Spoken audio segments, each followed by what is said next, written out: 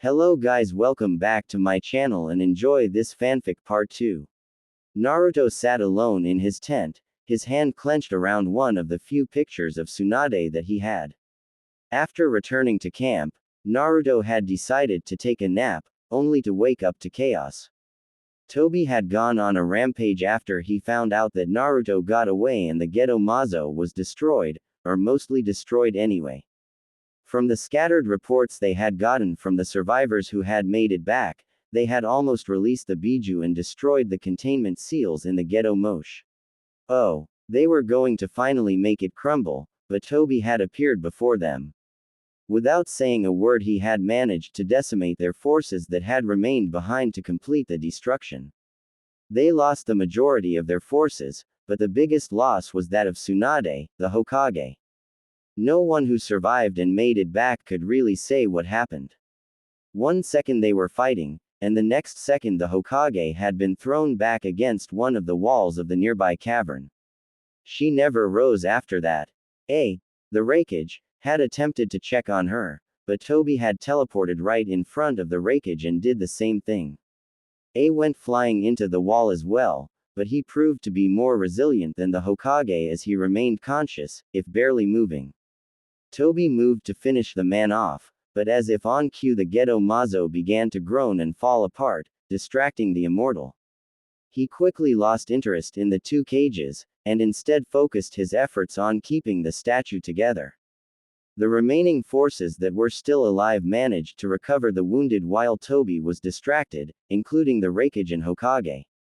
Upon their return, the dead had been laid to rest, including Tsunade. As for the wreckage, he had a crushed lower spine, and would likely never be able to walk again. Had Tsunade still been alive, may have been able to at least walk again without assistance, but with her death he would likely remain a cripple for the rest of his life. Naruto snapped from his musings. The blonde slowly looked up to see who was addressing him. His eyes widened to see Nara Shikaku standing before him. He hadn't even heard the man come into the room. "What do you need, Shikaku-san?" The older man smiled grimly. "The Jonins all took a vote, and we've already talked to the daimyo through the shinobi we have stationed with him. I've got some people I need you to talk with, if you're feeling up to it." Quote. Nodding slowly, Naruto slowly rose to his feet, and wiped at his eyes. "There's no rush. Take your time and prepare yourself." Naruto gave the man a curious look, but Shikaku's face betrayed no emotion. Shrugging, the young man wandered over towards his wash basin, quickly splashing some water on his face and then grabbing a towel to dry off. Taking a deep breath and steadying himself, Naruto nodded at Shikamaru's father, only for the man to nod in return and gesture towards the tent flap. Steeling himself, Naruto stepped outside, only to stop halfway and stare wide-eyed at the assembly before him. It looked like every person from the camp was standing outside, be they from Konoha or elsewhere. The Kazekage Gaara, Tsukiyage Onoki, Mizukage Mei, and even the now crippled Raikage was sitting on a rock in the front of the group, staring at him expectantly. He felt a gentle nudge from behind, and remembered that Shikaku was behind him. Taking a step forward, he promptly turned around to face the other man. The question he was going to ask died on his lips as Shikaku spoke up first, a small grin on his face. "It might be a little sudden, but... The United Shinobi Army awaits your commands, Rokudaime Hokage-sama." Naruto traveled quickly through the willow trees of Water Country, heading back towards where his team should be waiting at the camp. He had just finished talking with the leading council of the Yuki clan, or what he kept thinking of as Haku's clan. He saw Haku's features in a few of the people there, men and women alike, but had no idea if the person who would become the boy's mother was there. At first, it caused him no small amount of regret that his actions may keep Haku from even being born. There was a chance that his mother may have already fled the clan.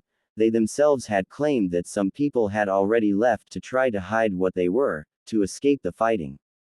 At least Naruto thought it was Haku's mother that was part of the clan. It had been so long that he didn't really remember. Many of the clan seemed surprised that Naruto had even come to them, but not so much after the blonde claimed he owed it to a member of the Yuki clan to try, that he had a debt that he may never be able to fully repay, but this was a small start.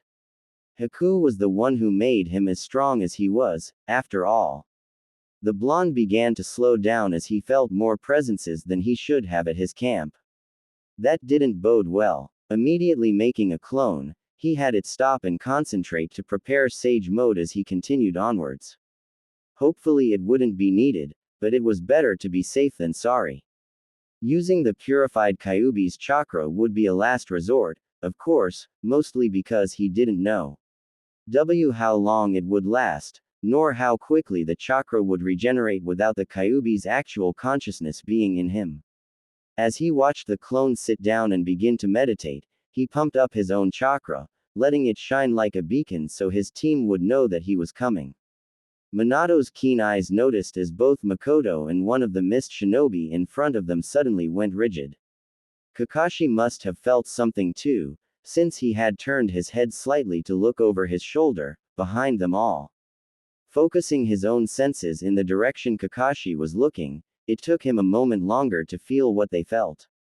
Someone or something really, really strong was headed directly for them at quick speeds. Judging from the looks on the mist shinobi's faces, they weren't expecting anyone. I will ask again, what are you doing in water country? I can only give you the same answer, Minato sighed. We're here on a diplomatic mission. That's all I've been allowed to say. I bet they are trying to poach the ones with cursed blood, Yugura-sama. If we let them do that, they may use Konoha to regroup and attack us later. What? Minato stared incredulously at the mist shinobi who had spoken. We wouldn't do something like that. You mean poach, or attacking us? The other shinobi sneered at him. Minato was about to retort, but a look from Mikoto made him bite his tongue. She shot a pointed look towards the apparent leader of their forces, who was looking back into the trees behind THM in the same general direction that Kakashi had been. The strangest thing was that the very young boy seemed to have the respect of the other Kiri shinobi, yet he had a look on his face that resembled something close to fear. I'm surprised to see you here, Yugura. Minato's head snapped around quickly upon hearing Naruto's voice, and at the same time wondered if that chakra presence he felt before was the other blonde. Not only that, but how did he know this Yugura? Was there something? Who are you? How do you know my name? Since it was the boy who spoke, that confirmed Yugura was his name. But now the exact same question was bouncing around in his head. How did Naruto know such a young boy? I know a lot about you, Yugura. Naruto hopped down from the branch he had been resting on, landing in front of the team, facing the mist group. Are you already acting under compulsion? How long has it been already since you last were truly yourself? Minato watched as the boy's face went through several strange facial contortions, his eyes seeming to light up and fade at various intervals. Why you? What are you saying to Yugura-sama? Take that back this instant. Yugura-sama is incredibly powerful and would crush you like a bug. Once we squash the bloodline rebels, he will be the next Mizukage. Quote. Naruto barely spared a glance at the shinobi who spoke, instead choosing to keep his focus on who he knew to be the one-time future Mizukage. Come on, Yugura, I know you're there. You don't want to fight, or even kill, you're very young and you've seen enough of that already to last a lifetime. Because of both who and what you are. That comment caused the mist shinobi to fall into ready stances, and even Yugura looked rather shocked. Minato and the rest of the Leaf team, however, settled for looking on in apparent confusion. How do you know things about Yugura-sama? One of the shinobi, likely the senior one after Yugura himself, took a step forward, weapons ready. Naruto tossed him a casual glance. I know a lot of things. I know he doesn't want to fight, but has been compelled to do a lot of things that he doesn't want to. I'm asking him to be strong, and try to break through it. Yugura promptly lurched forward groaning as he clutched at his head. A few of the shinobi moved to help him, but he waved it off, slowly lifting his head to stare at Naruto. He looked about ready to say something, but the shinobi who had been yelling before likely couldn't stand the impasse anymore, and launched himself at Naruto. Minato barely had time to react himself, and he heard Mikoto and Taichi shout out Naruto's name. No action was needed on their part, however, as Naruto merely moved his arm in a slashing motion.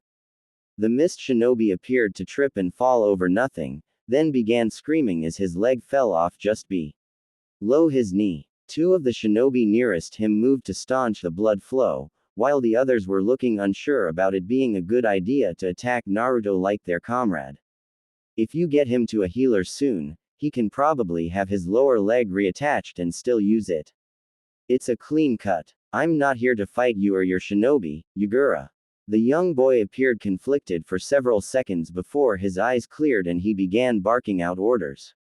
I need some people to carry him. We're returning to the village. With a glance at Naruto, he inquired, I trust you will be out of water country by nightfall. You have my word. Very well. It was interesting to meet you. I still don't know your name. Quote, Naruto. Yugura nodded slowly. You know more about me than most others, it seems. Strange, because I don't remember you at all. Perhaps you can answer my questions some other time, once I'm. Whatever Yugura was going to say was cut off as he clutched at his forehead again. The next time he opened his eyes, they were dull and unfocused again. Without a word, he turned around and left the area, the mist shinobi following him and carrying their wounded and moaning comrade with them. Once they could no longer hear the movement of the shinobi through the trees, Naruto turned around and offered his team a small smile. Everyone okay? Sorry I was gone for so long. They all looked among each other and shrugged before Taichi spoke. I think we were more ready to die of boredom before anything else. Though that was a tricky situation with that. Yugura. Thanks for showing up when you did. No problem. What was he doing here anyway? Minato shook his head. I have no idea. He didn't believe me either when I said we were here for diplomatic reasons, and that we didn't want to fight. He had just asked us for the third time right before you showed up. I see. I guess it's good I showed up when I did, then. I would have been back sooner, but talking with the Yuki clan took longer than I expected. Quote, did you manage to talk to everyone you planned on? Naruto nodded at Minato. 6 bloodline clans. Mikoto looked shocked at this revelation, as did Taichi. Kakashi seemed nonplussed, but was staring at Naruto with rapt attention. Minato was surprised as well, not just at the fact that Naruto had talked to 6 clans about coming to Konoha, but that he had made it back alive after talking to them. We have until tonight, right? Did you want us to come with you to visit the Kagaya? Quote, oh, I talked to them first. Now Minato was speechless. Everyone knew how bloodthirsty that clan's reputation was, and the fact that Naruto went there and talked to them alone. Minato didn't know if Naruto was brilliant, brave, strong, or incredibly stupid. Or some strange mix of all four. The fact that the other blonde was here with them now and seemed to be very nonchalant about the entire thing spoke volumes in his favor, however. Strangely though, things seemed to be going almost too well. Naruto took all of their incredulous stares in stride, and gave Minato a tight smile. We should probably get out of here tonight, I don't want to test Yugura. We'll be heading back a couple days early, but our objectives have been met for the most part. There were a few clans I didn't get to talk to yet, but maybe we'll get lucky and word will travel between them all. I only got confirmation from the Kagaya that they would come, but the others are going to wait and see. Quote, you managed to get the Kagaya clan. Are they really not as bloodthirsty as I've heard? Mikoto was shaking her head, obviously not believing what Naruto was saying. No, they are. I just promised them something they really wanted to hear. Quote, what? Naruto shook his head, offering Mikoto a smile along with an apology, I can't say. Hokage-sama's orders. He may tell you if you ask. Mikoto crossed her arms over her chest and frowned, only for Taichi to chuckle and give her a gentle pat on the shoulder. Before anyone could say anything else about the matter, Naruto turned away from the group and went still for a moment. Naruto. Minato stared curiously at Naruto's back. Is something wrong? The other blonde slowly shook his head. No, I just made a clone and used it to store up natural energy in case I needed to use it. I didn't, so I'm just dispelling that energy now. Natural energy. Those were the first words that Kakashi had spoken this entire time, which surprised everyone. One thing that was generally known about Kakashi, he wasn't the type who usually took an active interest in the abilities of others. Something about Naruto must have made the silver-haired boy curious. Yeah, Naruto turned around, and Minato noticed that there was an orange-colored pigmentation around his eyes that was slowly fading away. I can use the energy of nature to augment my own abilities. It comes in handy sometimes. Now Minato was curious too. Can anyone do it? No. You need to have a certain amount of chakra. Ask Ero Sennin, I'm sure he could tell you. Quote. Minato's head tilted slightly to the side. Ero Sennin. Naruto's eyes went wide for a second before he groaned and slapped his forehead. Oh, right. He'll probably kill me for saying that to someone else. I'm talking about Jiraiya. You know Jiraiya-sensei. Minato wanted to laugh about the Ero Sennin name, but Jiraiya wasn't really a hermit. He just traveled a lot. The other observation about him being perverted was spot on, though pretty much everyone knew about his habits. Yes, I know all of the Densetsu no Sannin. Minato opened his mouth to ask more, but Naruto silenced him with a wave of his hand. You can ask me all the questions you want when we get back to Fire County. I'll answer what I can. But for now, we should probably pack up and get moving. I don't feel like fighting one of the Mist's Jinchuriki if I can help it. There were some shocked squawks from the group, unbelieving that they had come close to fighting a Jinchuriki. Fortunately, though, it didn't take much more prodding for everyone to agree to begin packing, though that didn't stop Mikoto and Minato from glancing at Naruto from time to time. There was definitely more to him than met the eye, that was for certain. When they were about an hour from the nearest port village, Naruto stopped in his tracks and cursed, causing the rest of the group to stop and stare at him curiously. Have any of you ever fought a Biju before? Quote. The group all looked at each other, shaking their heads. All of their thoughts immediately went back to the comment Naruto made before they began leaving. Well, there's a first time for everything, I guess. Yugura is the Jinchuriki of the Sanbi. I hope you're ready, because he's howling to get here. I guess he changed his mind about us leaving, or someone changed his mind for him. It was likely Toby. He probably somehow found out that Naruto knew a little too much about Yugura, and was going to send his pet Jinchuriki to kill the blonde. It was still too soon for Naruto to show any of his abilities, especially when the Madara clone could be watching. He'd just have to do his best to work with his team to subdue the Sanbi in any way possible. This is probably going to be a ninjutsu fight. Genjutsu won't work because I'm pretty sure there is one already active on him, and that is why he's attacking us now. Taijutsu is out of the question, you'll just get burnt. Naruto stared at Minato, who was giving him his rapt attention. Do you know any chakra suppression seals? Minato shook his head negatively. Not one that can suppress a Biju's chakra. Okay, I know one, but it's not that good and I need to concentrate. That means you guys need to keep him off balance using whatever you can. Before any of them could agree or disagree, Yugura came bursting through the trees, tearing across the ground directly at Naruto. The young boy had the deep red Biju cloak surrounding his body, like all Jinchuriki could do, and the three tails were streaming along behind him. Yugura took a swing at Naruto, and the blonde called up a little bit of the Kyuubi's chakra to coat his hand. Naruto caught the fist, and watched as Yugura's eyes opened in surprise. The blonde faked a wince to make it look like it hurt, then promptly backed off and formed a mud wall between them.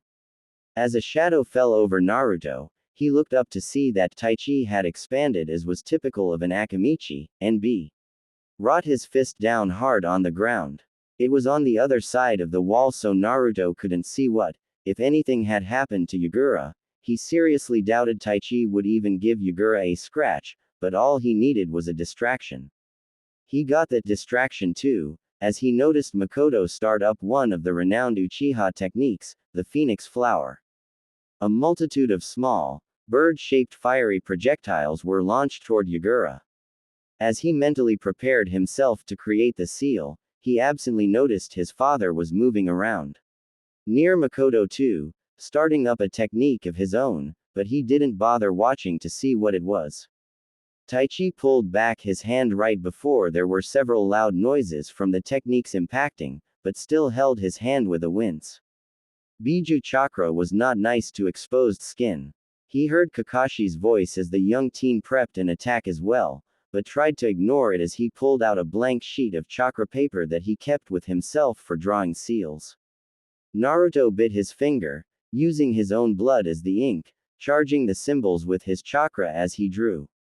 The only problem with using his own blood is that he often had to re-bite his fingertip several times, as it would heal right in the middle of drawing. For the most part he was able to keep his attention focused on drawing the seal, only having to dodge once as a rather large piece of debris headed his way. He would have to thank Taichi later for the heads up. When he finally finished the seal, he was pleased with himself for barely a moment before recognizing the telltale humming noise of the tailed beast ball being charged. Shit. Get out of the way. There is no way to stop that attack. Quote. Taichi was already behind Yagura, and looked to be ready to attack, only stopping when Naruto told them to get away. Not paying any further attention to the Akamichi, Naruto focused on who was in the path of the attack, only to see Kakashi and Mikoto there. They were too far to hear him, but Minato must have heard the original shout, as he was already moving towards them. Being closer to the raven-haired woman, he simply grabbed Mikoto and shouted towards Kakashi, then bodily hauled his old teammate away.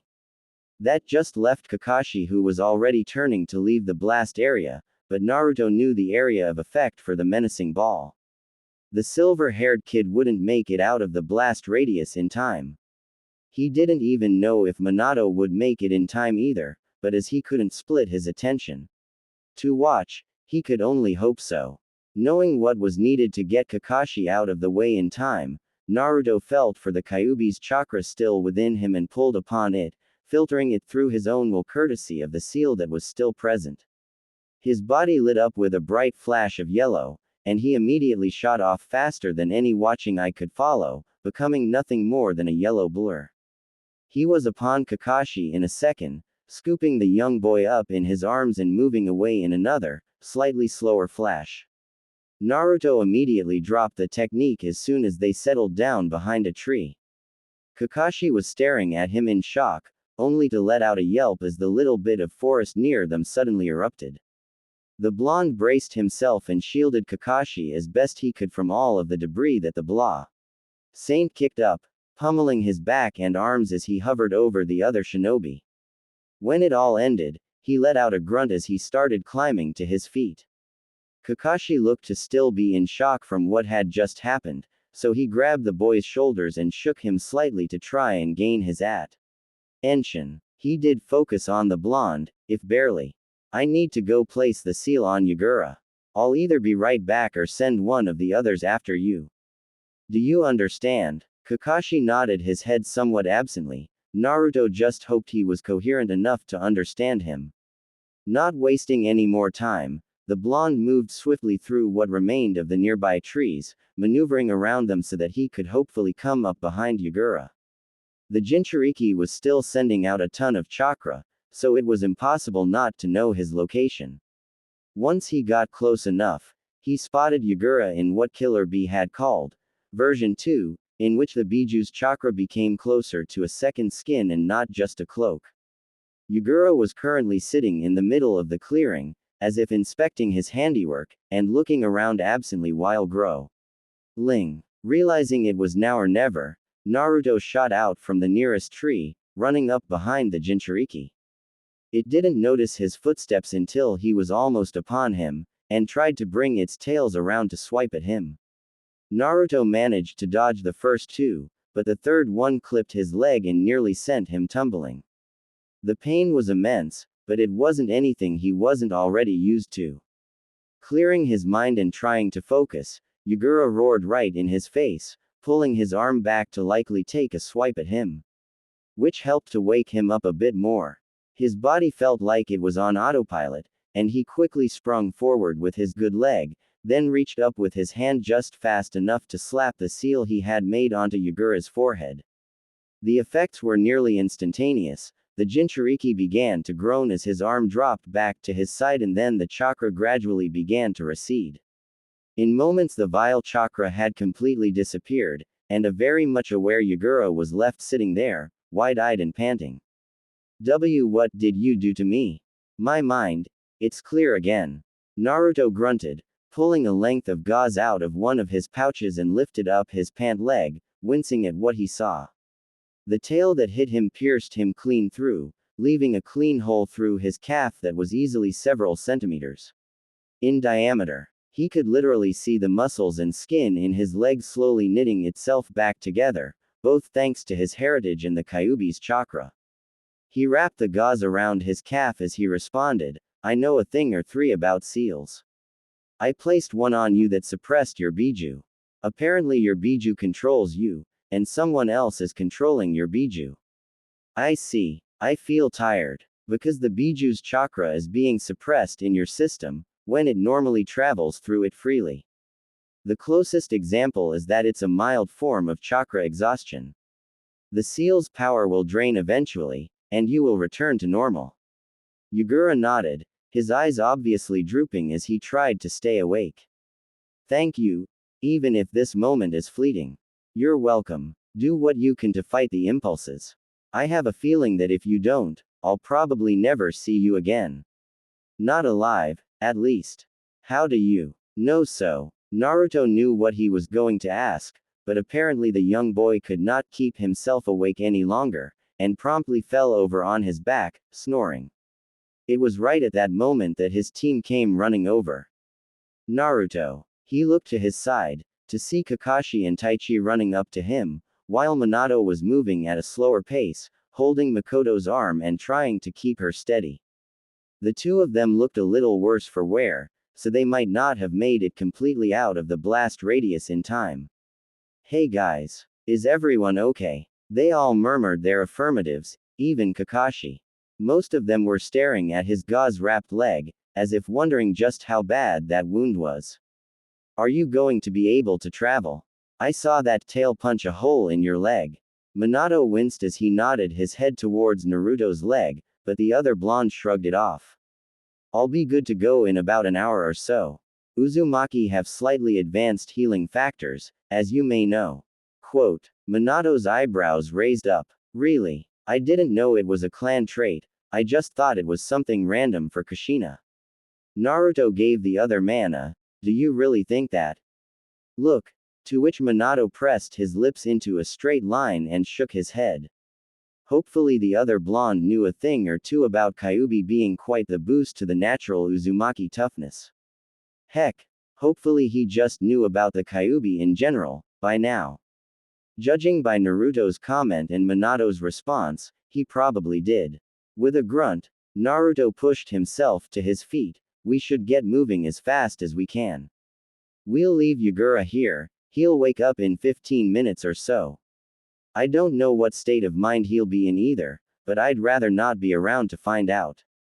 Quote. Are you sure? Could we take him with us too? Taichi began to ask what Naruto felt would be something obvious, but Minato cut him off before Naruto could say anything. No, not a good idea. He's a Jinchuriki, and Kiri will go to war with us for killing or capturing him. We don't want to start the war early. We're not ready. Besides that, I don't know how strong the genjutsu on him is, it might be too risky to break. He did know that it was strong enough to be held by Toby for years, and if he could break it, he didn't want to come under even more scrutiny. Trying to lure away bloodline clans was enough. Naruto nodded in agreement, and that seemed to seal the deal for the rest of the team as no one commented further.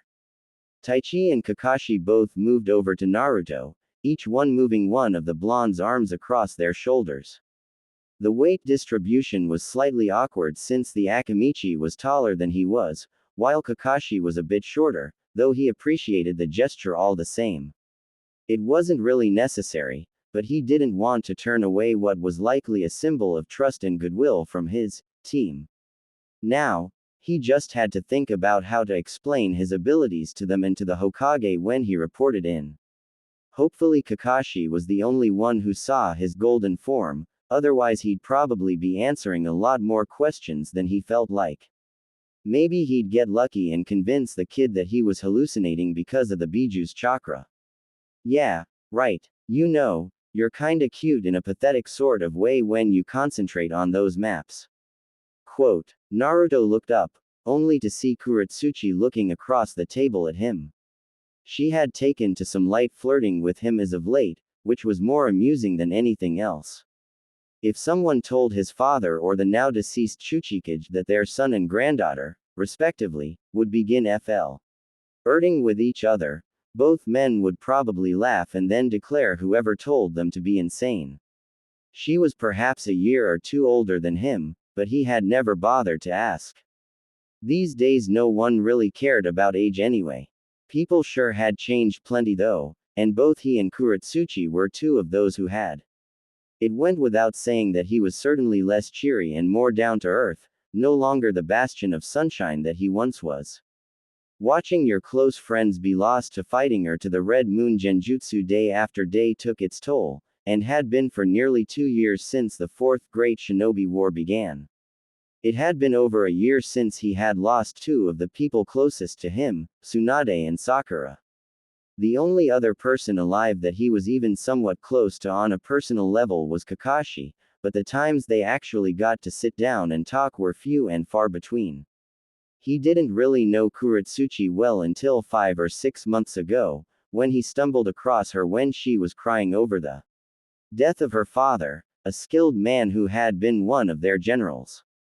At first she completely recoiled at any attempt he made of soothing her pain, not because of who he was but just because it was the way she was.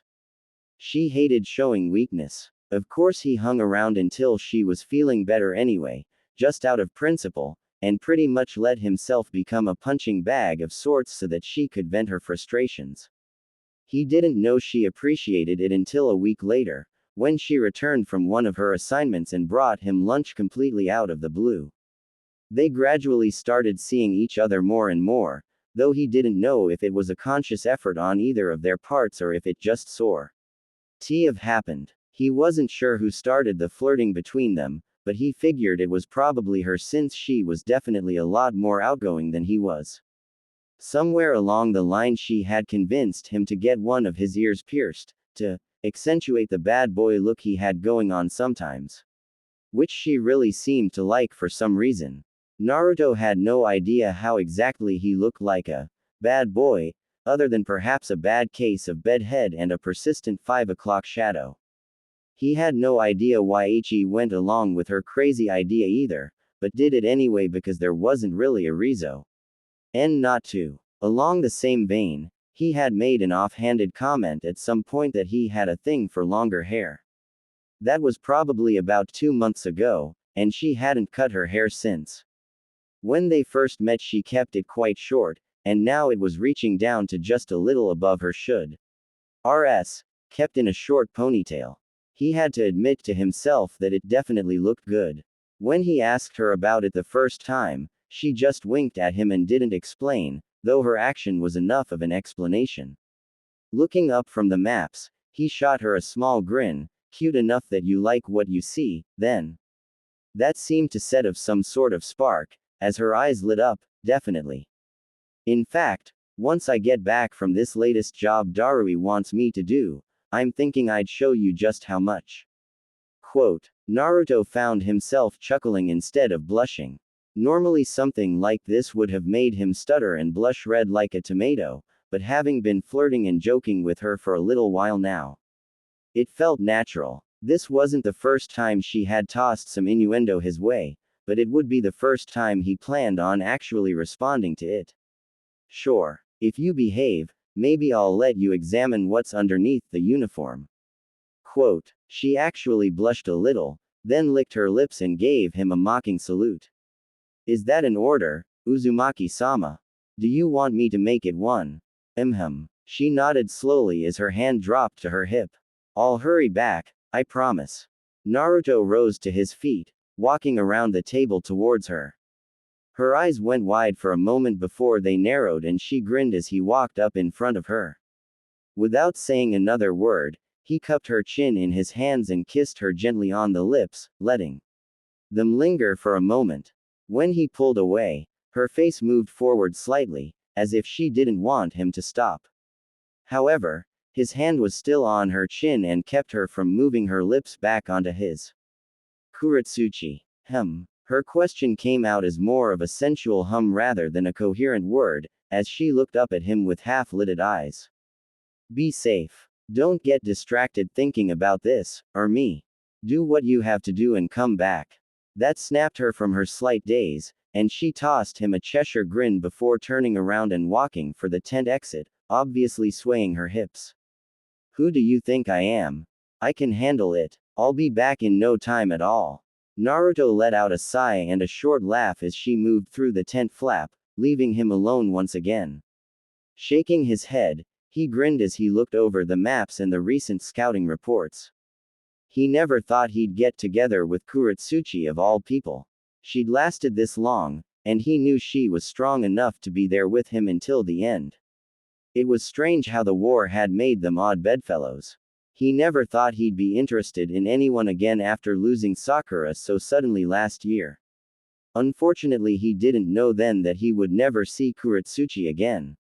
Come in. Naruto grabbed the handle and opened the door to the Hokage's office, quickly moving through and closing the door behind him. When he finally looked towards the Hokage, he stopped short, surprised to see who was standing in the room with him.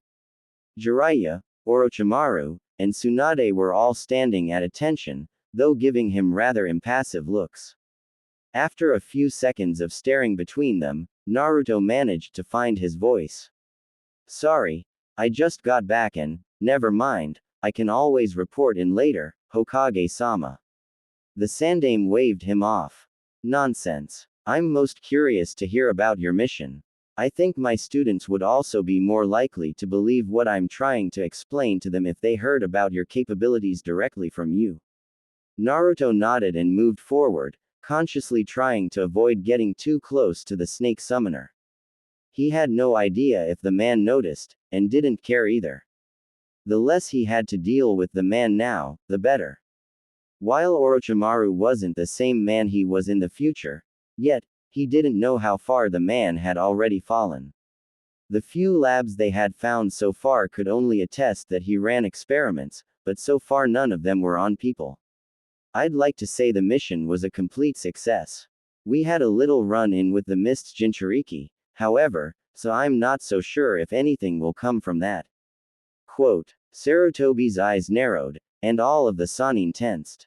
Explain. Naruto nodded again. As I was returning to our camp from meeting with the Yuki clan, I sensed some pretty large chakra signatures, including one that felt like a biju. I got to the camp as fast as I could, only to arrive in the middle of what seemed to be some sort of verbal diplomatic spar between Minato and Yagura, Mist's newest Jinchuriki. As the blonde went on to explain the rest of the encounter, including how he had talked the young Jinchuriki into leaving them alone as well as their encounter later, various expressions passed over the Sandaime's face, and some interesting gasps and grumbles came from the direction of the Sannin. It wasn't until the very end when he explained how he stopped a Jinchuriki that Jiraiya finally felt he had to talk. You mean to tell me you stopped a Jinchuriki with a suppression seal you wrote while on the battlefield? I realize I'm not a sealing expert, but I'd like to think I'm a fair hand at it. I don't think I've ever even heard of that before. Quote. Naruto shrugged, and tried to keep a straight face. Jiraiya was the one who used to use the seal on him in the future, after all. I'm no expert with seals, but this one should seem fairly obvious. It just takes a decent amount of chakra and concentration to prepare. I can show you how to make one, if you'd like. Jiraiya's face twitched for the briefest of moments before he grinned slightly. Sure.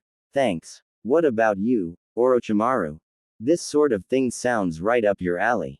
Quote. The snake summoner shook his head negatively. I prefer ninjutsu. Seals aren't my style. Naruto had to bite his tongue to keep from making any scathing comments, and was glad he did when the Hokage looked at him again. How did your main objective turn out, and what is the status of your team? My team is fine, no injuries to report.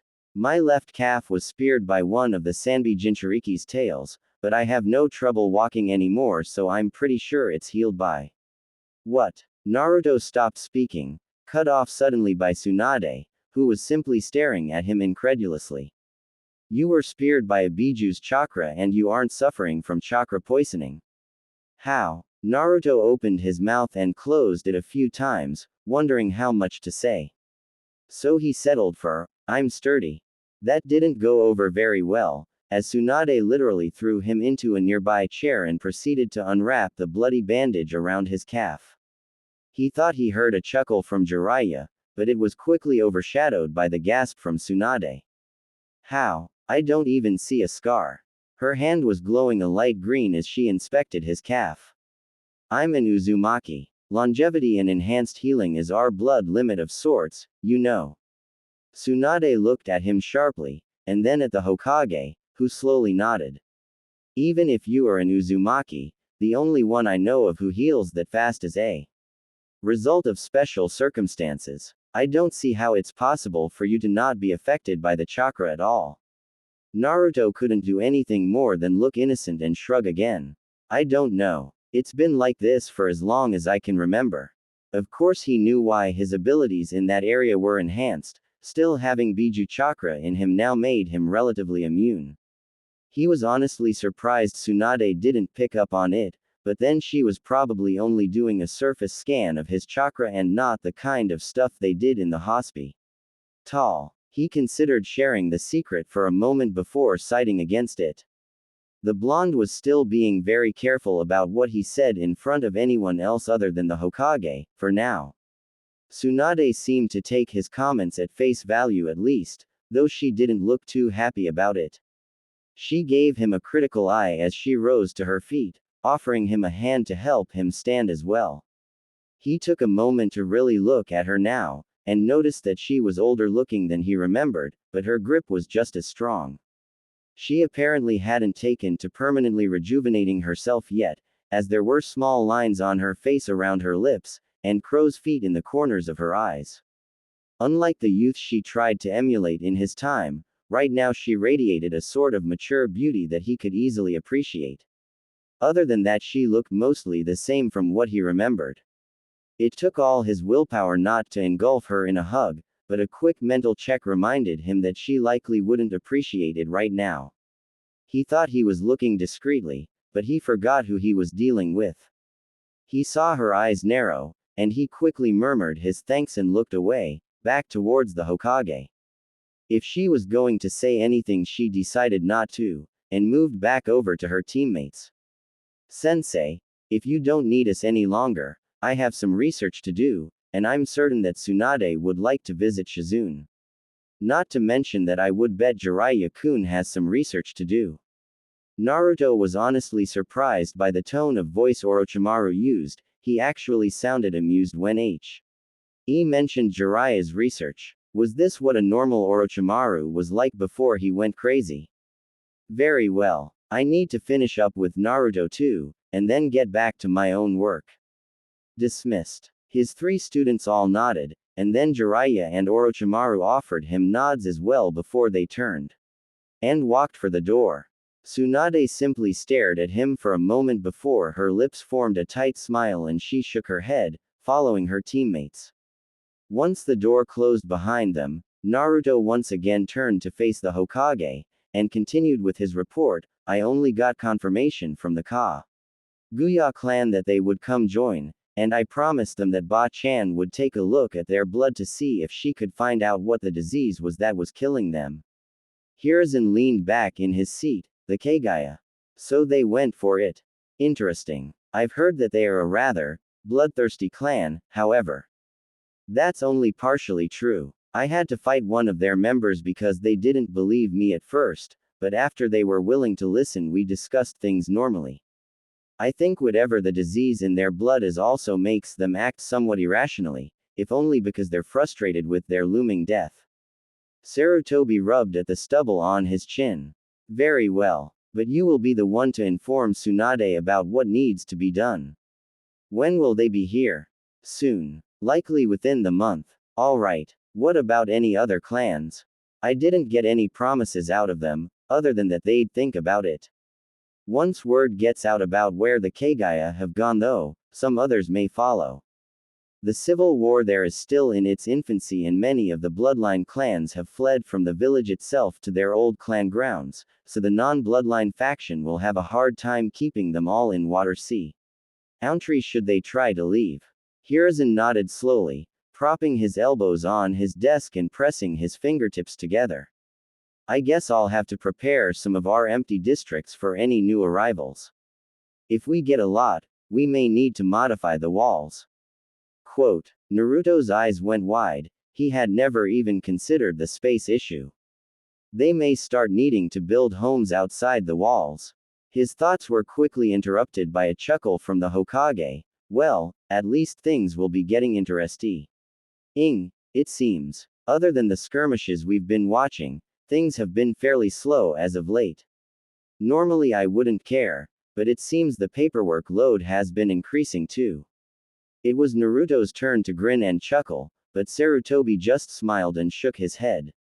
If that's all, you're dismissed. Oh, and I know you're from the future, but I wouldn't suggest calling Tsunade, Ba-chan, to her face if you want to keep your head on your shoulders. The blonde gulped and nodded as he turned towards the door. I also need to talk to you some more about Orochimaru. Quote, the Hokage frowned slightly. Yes, I remember. Stop by tomorrow, we'll discuss him then. Mikoto sighed deeply as she let her head rest back against the stone behind her in the hot spring. The warm water worked wonders when it came to relieving stress, and that was something she had plenty of. It had been a while since she actually had some free time, both from doing missions and from clan responsibilities, so she was going to make the most of it, and the hot spring was her first stop. Luckily it was actually rather quiet here today, unlike the last few times she had been. There were only 4 other women in the area, and they must have all arrived together since they were chatting amongst themselves near one of the corners.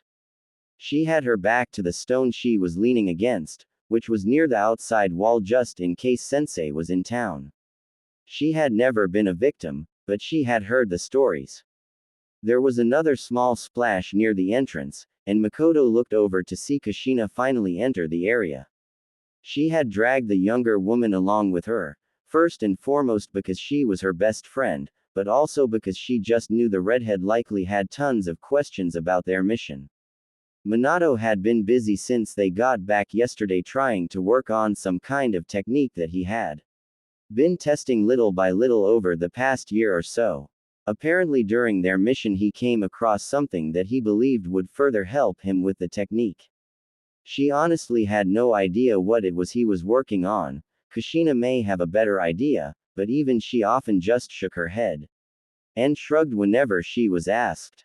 Mikoto, why are you all the way over there? Kushina began to groan as she pushed her way through the warm water, a white towel wrapped around her torso. Mikoto noticed as the other women stopped talking to look over, then quickly went back to gossip as they noticed the bloody habanero. I usually come over here so my back is to the outside wall, just in case Sensei is in town. Kushina made an oh face, then nodded and scooted over next to Mikoto so their arms barely touched, settling with her back to the rock as well. So, the older woman tilted her head slightly and raised an eyebrow as she waited for Kushina to continue.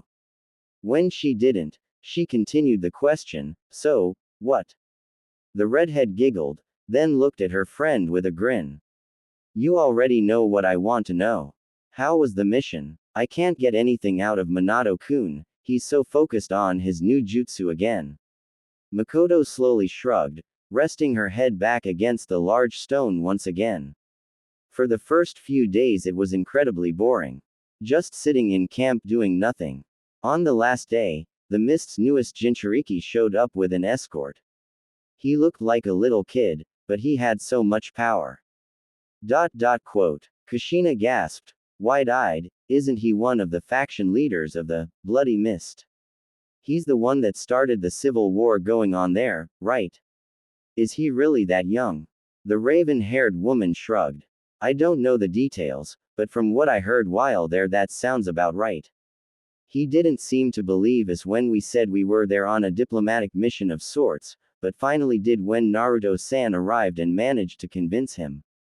Quote. Kushina's eyes lit up a bit at the mention of Naruto. She had likely been waiting to hear information about her relative. How did Naruto Aniki do? Mikoto leaned her head back against the rock and sighed as she closed her eyes, letting out a bitter chuckle. He saved our lives. There was silence for a moment before Kushina caught Mikoto's arm in a death grip. What? You and the others almost died.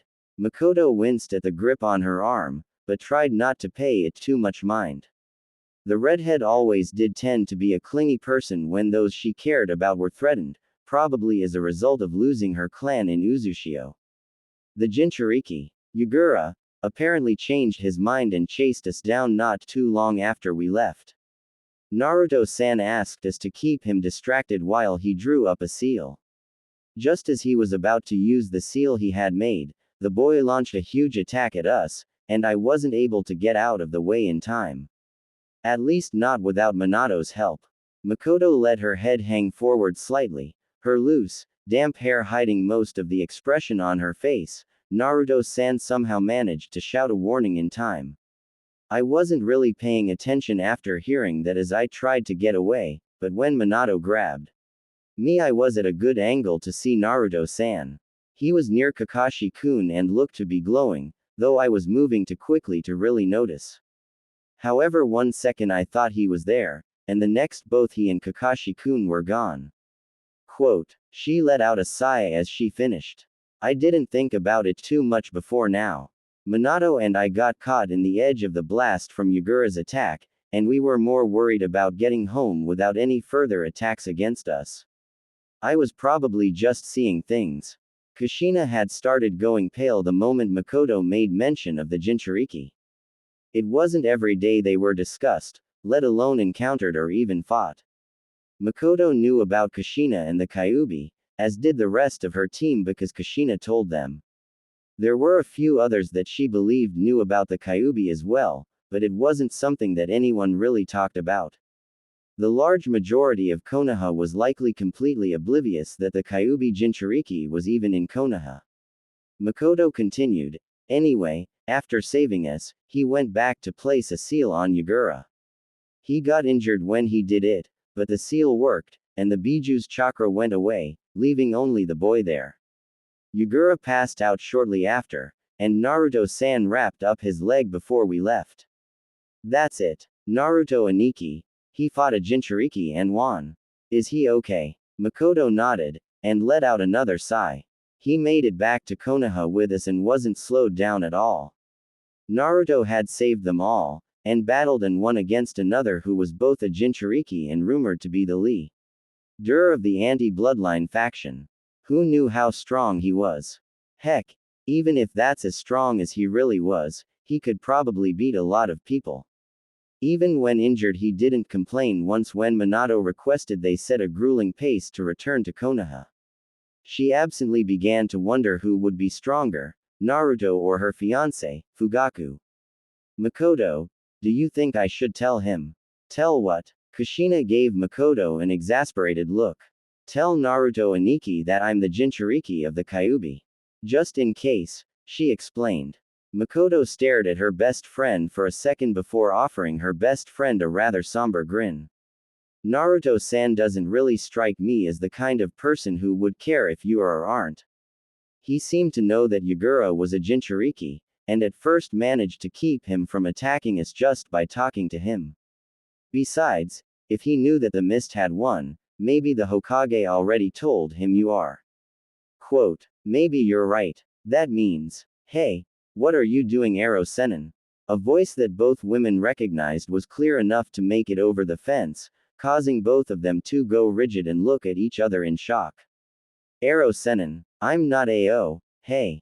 Naruto. Right. Be quiet, or you'll alert the lovely ladies on the far side of the bath. Both girls visibly relaxed, realizing that they were fully hidden behind the rock and couldn't be seen. Doing the research I heard about, I take it. Yeah, what of it? Did you want some pointers? No thanks. I was just making sure that Kushina-chan and Mikoto-san weren't in there. I know better than to peep on those two. There was a brief period of cackling laughter from the other side of the fence before Jiraiya continued, Boot, you got a thing for both of them, Both girls were still staring at each other slack-jawed now as they continued listening to the barely audible conversation. Not really, no. Yes, they are both beautiful women, but they are both spoken for and I know better. Kushina immediately blushed crimson, hiding her face behind her hands. Mikoto, on the other hand, was completely rigid in total shock. She had been called pretty and attractive before, but she got the feeling it was more out of obligation than anything else. But not even Fugaku had ever called her beautiful. Sure, it was only a word. But it was a rare one for her to hear, and it was never applied to her. She realized that the standard Konoha Jonin attire wasn't exactly the most flattering clothing, and it is probably what kept other people from being more interested in her. Besides the fact that she was the Uchiha heir. Apparently it involuntarily made her rather intimidating, or so she'd heard from the few other friends she had. Well, aren't you charming? Look but don't touch, mindset, I see. Quote, I probably shouldn't even be looking. Even that makes me feel guilty as hell. Especially because Kushina-chan looks up to me like a brother. By this time Kushina had completely sunk into the water almost up to her ears. Mikoto, meanwhile, was straining hers to pick up every word. I know where you're coming from, Naruto. Both ladies could hear a loud sigh of exasperation from the other side. I know better than to peep on Kushina, because I value my manhood too much. Mikoto was on my genin team with Minato and Taichi, so that would just be wrong on so many levels if I peeped on her. Both women held their breath as they waited for the response, which wasn't long in coming. Good. I was just making sure. Anyway, I have to go find Ba-chan on Hokage-sama's orders, so just don't stick around long enough to get caught, Aro Senin. Ba-chan. And hey, I told you I'm not whatever. Leave me alone. Right. See you. Mikoto still couldn't believe the conversation she had just overheard. Kushina was still as red as could be, and was obviously trying to compose herself. She was visibly startled when Mikoto made a move to stand up. Mikoto nay. The raven-haired woman tossed her friend a vicious grin. You can stay here, I think I should go have a nice chat with sensei about his habits. As Mikoto moved away from behind the rock, they all heard a loud yelp followed by a string of curses come from behind the wall, including four other women who were in the other corner of the springs. The noise caused Kushina to smile, and she clenched her own towel around herself. Wait up. I think I'll join you in your talk with Aro Senin. Quote, already a few rooftops away, Naruto suddenly felt like bursting into laughter. Naruto grunted in pain as he fell to his knees on the ground, clutching at his arms. It was always a pain fighting anyone with a sword, and it was even worse when fighting those who were under control of the genjutsu. They had believed destruction of the Gedo Mazo would stop Toba's plan once and for all, but it seemed that the man had some sort of backup plan. He had pulled the Biju out of the crumbling statue and had sealed them within obelisk-type structures scattered among the elemental nations. Then he had cast the genjutsu he had talked about at the Cage Summit long ago, but obviously he could not complete his plan without the Kyuubi. The moon turned a reddish color in the sky, but otherwise did not change. It was then that they started getting reports of people fighting like they were possessed, because they literally were. They felt no pain and would continue fighting until they were beheaded, sealed away, or there was nothing of them left. They had no emotions stopping them, and they didn't have to follow the normal rules of those still aware because they didn't need sleep or have typical human needs. They weren't entirely zombies either, because they could still talk, though it was as if they were in a dream, talking to people who aren't really there about typical day-to-day things even though they were in the middle of combat. Toby had them in a genjutsu, nothing more. They had yet to break anyone out of it either, through chakra disruption or any other means. It didn't take long to discover that those with weak minds and wills would fall under the sway of the red moon easily, and even the strongest will could succumb if they were feeling enough sadness or despair. It was for that reason they lost nearly 1/3 of their forces within the first month of the moon turning red. There were likely still a lot of sad and despairing people in Kiri in the aftermath of the civil war there, because they had gotten word that the village was in another kind of civil war. Aran was being destroyed from within. The Mizukage had gone back to try to find out what was going on. She took some of her original forces back with her to quell whatever it might have been. Naruto didn't have high hopes that the situation would be resolved, considering the way things were going since the genjutsu started. Iwa and Suna had been the first two villages to fall, and they did almost simultaneously. In the following months they lost Kumo and Taki villages, and Aim just fell last week. Toba's hive-minded forces were still growing, and stamping out the villages one by one. With Kiri likely being another loss, Konoha was the only village of the Great Five left. The blonde knew, deep down, that Konoha wouldn't last long alone. Naruto, let me see your arm. The blonde let out a grunt as his arm was pulled away from his body and other hand that was clutching it. The bleeding had stopped, but the arm itself still hurt like crazy. He turned his head to give Sakura a pained smile. She had apparently come over to him while he was thinking about their situation. Thanks, Sakura-chan. Baka. Her voice was light as her hands began to glow green, probably checking to see how bad the damage to his arm was. How is everyone? She sighed, but her attention never wavered from his arm. We got off lucky this time. We only lost 3 people. Naruto let his head hang as he sighed. Only 3 people was still 3 too many. Naruto, I'm going to put you into a forced sleep. You're the only one who hasn't slept enough, and we need to move back to Konoha. You should be fresh when you arrive. He nodded. Do it. Sakura's glowing hand moved up and 2 of her fingers rested on his temple for a second before his eyes began to droop. Sweet dreams, he heard her mumble before he lost consciousness. Sadly, he didn't think he'd have any dreams at all. He usually only got nightmares. Naruto was woken from his slumber by a loud knocking on the door to his apartment. He had rented the place after making enough money from his missions over the last 2 months that he had been in the past. Things had been moving at a decent pace, though the war still hadn't happened yet. Trying to wake himself up as he scrambled for the door, there was yet another knock. He tried to shout that he was coming, but his mouth wasn't working properly yet and all that came out was a strangled noise before he coughed. The blonde opened the door to see a member of the Hokage's Anbu forces standing there. A woman, from her stature and build, with shoulder-length auburn hair. Her mask looked like it was supposed to resemble some sort of bird, but his mind was still in sleep mode so he didn't even bother trying to identify it. He had managed to recognize quite a few Anbu in the time he had been back, but this wasn't one that he could claim to remember. Uzumaki-sama, Hokage-sama requests your presence at your earliest convenience. Quote. Naruto covered his mouth, hiding a yawn before he nodded and gestured back into his apartment. All right. Tell him I'll be there as soon as I get dressed and grab something to drink. Hi. The moment the word left the Anbu's mouth, she vanished in a shunshin. As Naruto closed his door and returned to his room, he tried wrapping his head around being called Uzumaki-sama, as anyone giving him that kind of respect was still new. He didn't try to dissuade it, but he didn't encourage it either. Even during his time in the future as the leader of the army, most people still just called him Naruto, because it was what he preferred.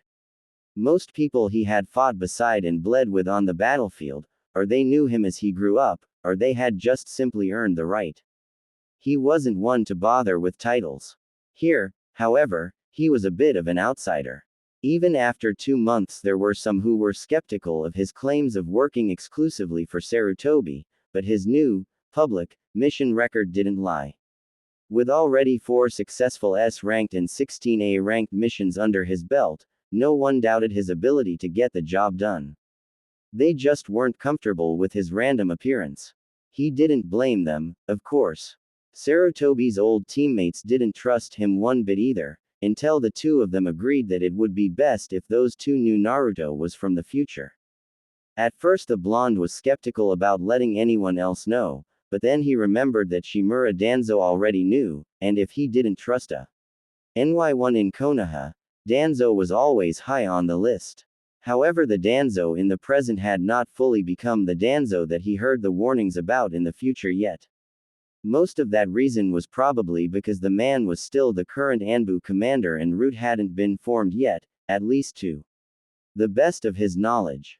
Once the two advisors, Homura and Kaharu, learned of Naruto's status, they inquired about telling the Sannin who he really was. Originally they felt that the Densetsu no Sannin were both trustworthy and skilled enough to be brought in the loop.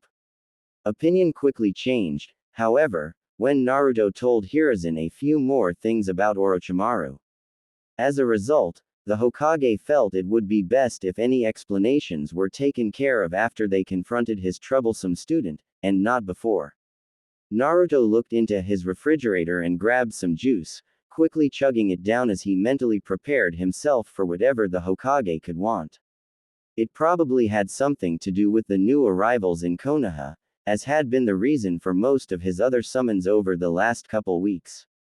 As the blonde left his apartment, he cast a glance over towards the southern wall, where some new buildings could barely be made out. He had been named as a sort of envoy for new arrivals into Konoha, as his mission to Water Country had been a smashing success beyond everyone's expectations. The Kagaya clan had been the first to arrive, as he knew they would be. It had only taken a week for the first members of the clan to arrive, and the Hokage had immediately started moving them into some of the newly renovated areas of Konoha. Much to everyone's surprise, however, other clans started streaming in faster than anyone expected. Since Naruto actually went and met with various clans, the news spread like wildfire. The Kagaya and Yuki clans had come, as well as the Terumi clan, which completely flabbergasted Naruto because he hadn't even talked with them. Apparently their clan had close ties with the Yuki, because both of them arrived at right around the same time. In total so far, 8 clans arrived in Konoha that used to call Kiri their home. While it might seem like a lot, Naruto knew that those clans' membership numbers, even when all added together, were still smaller than the total number of members in the entire Uchiha clan.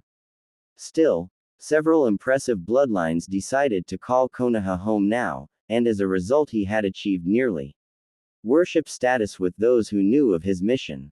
Namely the Hokage, his advisors, and many members of Anbu. Now his long-term mission assignment was to find ways to keep the new arrivals happy and assist them in getting settled. So far the Kagaya clan was ecstatic since he had already kept his promise to them. Tsunade was more than happy to take a look at their bloodline to find out what the problem was, because she saw it as her newest challenge to overcome. Even a young Shizune seemed excited at the prospect. While he was proud of his accomplishment, another part of him was worried. As he jumped from rooftop to rooftop, he couldn't help but wonder, have I already changed too much to predict what will happen in the future? Single quote. Ah, Naruto, thank you for coming on such short notice. I apologize for waking you, I know you were busy until late last night. While Naruto normally would have tossed a joke about what he was doing late last night, there were another 2 people in the room that he didn't know, nipping that in the bud. One of them was an older, probably middle-aged man with a rather severe look to him. His hair was a brownish red and was left hanging free to about shoulder level. The man gave Naruto a brief nod, to which the blonde returned, before he turned back to look at the other person with him. She was a younger girl, perhaps in her mid to late teens. Her hair was the same color as the man, meaning it was likely that they were related. Like her apparent relative, she also nodded at Naruto, but gave him a rather bright smile as well. She was gorgeous, and Naruto found himself trying not to blush. Hearing the Sandame's voice caused Naruto to focus on the older man once again. Naruto-kun, this is Kozo of the Terumi clan, along with his daughter, Mei. They are the latest arrival, and perhaps among the most powerful of all the clans that have arrived from Kiri. I need you to go around and gather the builders again. The rest of their clan will be arriving throughout the month, so we need to be prepared. Quote, yes, Hokage-sama. Thank you. I have to talk to you about some other things as well, so please remain here for a moment. Kozo-san, is there anything else you will be needing? The other man shook his head and bent forward in a polite bow. All of our immediate needs have been seen to. You have been most gracious. You have our entire clan's gratitude, Hokage-sama. Very well. If anything else arises, either visit me or Naruto-kun there. He is acting as the main coordinator for the clans that are arriving from Kiri. Quote, I see. Thank you. As Kozo turned to walk towards the door, he offered Naruto another nod. Mei walked in the shadow of her relative, so he didn't see or hear anything further from her. The blonde closed his eyes and let his head lean forward slightly as he listened to their footsteps. It wasn't until the door to the Hokage's office opened and closed again that he opened his eyes and looked up at the Hokage once more. Was there something about the Terumi clan, Naruto-kun? You looked shocked when you heard their clan name. Quote, I never visited their clan, first of all, because of what I knew from the future. I already knew as soon as the Kagaya clan agreed to come that the future would change, but now with the Terumi clan. Quote. Naruto began to explain, before his voice trailed off. But why would the Terumi clan make things so different? The blonde let out a sigh, the girl who was here, Terumi Mei. She became the Godime Mizukage, though I don't know when. If I had to guess, it was probably sometime shortly after I became a teenager in my time, because it wasn't until then that we realized the Yondaime Mizukage was dead and the Sanbi was roaming free. Sarutobi rubbed his chin as he leaned back in his chair. So the Yondaime Mizukage remains in power for a while, then? I guess so. I'm trying to put it together myself, Naruto shrugged. I know that Yagura is nothing more than a puppet for Tobi, and if the Nadaime Mizukage passed away at the end of the Second War, that means Tobi is technically the Nd Amy right now, though he won't be in the public eye for very long. My theory is that he has begun controlling Yagura before he steps down, and either he did it himself or he forced Yagura to incite the current civil war. Now, however, Tobi attempts to remain in the shadows while Yagura becomes more visible. In the next few years he will likely fake his death and have Yagura take up the Yondaime spot. The blonde turned his gaze to look outside before he continued, Mei probably kills Yagura at some point, ending the civil war and becoming the Godime Mizukage. As to how she defeats one of my kind, well, she has 2 bloodlines, and an affinity for 3 elements. Yes, Kozo mentioned that. Normally the Terumi clan only has 1 bloodline, but somehow Mei ended up with a 3rd affinity and has 2 bloodline limits. She's only a novice with their abilities, from what he says. I'm not surprised, as someone with a newer bloodline would have to create their own new techniques anyway. Sarutobi spoke quietly, but his eyes betrayed his excitement of having someone in the village having a strong affinity for 3 elements. The only 2 I ever saw her use regularly were a lava attack, and another one that released a corrosive mist. That's probably all she really ever needed to use, now that I think about it. Quote. Hiruzen nodded, then waved at Naruto. I don't want to keep them waiting too long, you're dismissed. When you're done we can talk more about this and what it means for the future. Yes sir. Mikoto sighed as she pushed herself to sit up from her futon. After her strange, unintentional, eavesdropping session a few days ago at the hot spring, she just hadn't been able to sleep well. She saw his face, and the words kept running through her head over and over again. Beautiful girls, both attached. I know better. Even though she was 20 years old, part of her wanted to giggle like a schoolgirl. She had never been called beautiful before, at least not anywhere she was able to hear it said. Kushina always claimed she was jealous of her killer figure, but then again Kushina was really the only one that had ever seen her or close to it due to their hot springs visits. Other than that, her uniform was typically the only thing she ever wore, even on her dates with Fugaku. She let out an unladylike grunt as she moved up to her feet, deciding to go sit outside for a little while and enjoy the night air. Grabbing a robe from a nearby chair, she wrapped it around herself and then slid open the door to her room. Slowly padding down the hallway, she stifled a yawn as she headed towards the porch that was nearest her room. Why was this bugging her so much? It had been a couple days since she saw him last. Perhaps it was because she wanted to ask him if he really meant what he said. The young woman let out another sigh as she sat on one of the porches, leaning her back against the exterior wall of the house. The crisp night air wasn't what she considered cold at all, but it was still chilly enough to be strangely refreshing. Something wrong, little one? Mikoto began to crack a smile, but suppressed it and instead shot a mock glare at the man who had just walked around the corner and was heading her way. I'm not little anymore, father. We've been over this. Uchiha Kagami chuckled as he walked over to the bench with his slight limp. You'll always be my little one. Hemp. Fine. Just don't tell anyone else. Mikoto obediently moved towards the side of the bench, in order to give her father some room. He sat down slowly, keeping his legs stretched outward. He was injured at the end of the Second War. A rock had shattered his kneecap. It had been mostly repaired, and even Tsunade-sama had looked at it, claiming he should be happy that he could even still walk under his own power. So, what is bothering you? I noticed you have been rather distracted these past few days. Mikoto pursed her lips, not sure how much she wanted to explain. She was close with her father, or so she thought, but to talk with a man about it felt slightly embarrassing. At times like this, she wished her mother was still alive. I'm having second thoughts about the upcoming marriage. Oh, Mikoto didn't look at her father, but she could tell from the sound of his voice that he had turned to look at her. You've been engaged for nearly a year now. This is the first I've heard of any doubts. There is only a month until the wedding. I know, Mikoto ground out. Believe me, I know. I think about it every day. It's just that recently, some things have come up that have changed my opinions. I see. So you've found someone else then? Now Mikoto did turn to stare at her father in shock as he chuckled lightly.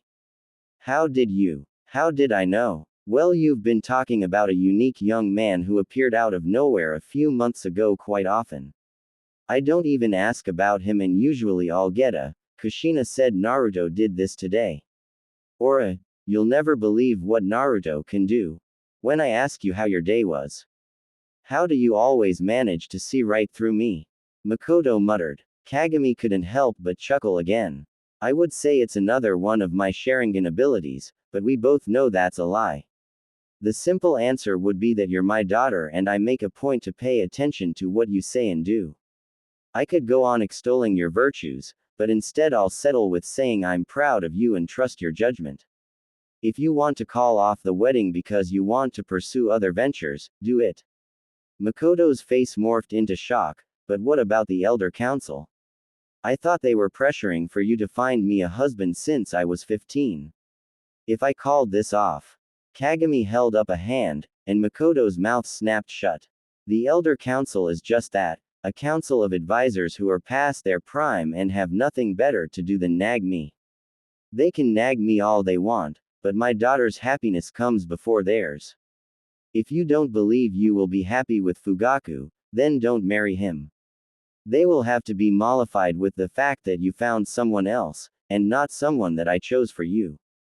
There is no law that says you have to choose someone from within the clan either.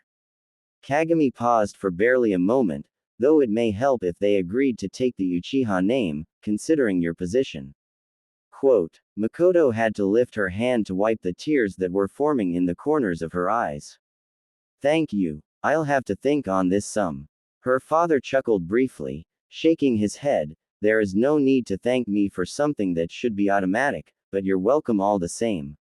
Quote, there were several moments of comfortable silence between them, and Mikoto was enjoying listening to the crickets in their enclosed yard before her father spoke again, interrupting the silence. So, how is he? Father. Kagami barked out a few laughs before looking at his daughter. What? Considering the path our conversation has taken to get to this point, I can't be curious if he makes you happy. Quote, Mikoto tried to look at her father, but the blush on her face became so intense that she had to look away. His laughter at her expense wasn't helping either. There is nothing between myself and Uzumaki-san. Quote, oh, so now is Uzumaki-san. I see. Normally when you mention him he is just Naruto when we're talking. Tell me, you don't think about him just because of that mission where he saved you and your team, do you? Quote, no. Mikoto had quickly turned around again, though this time it was with a glare.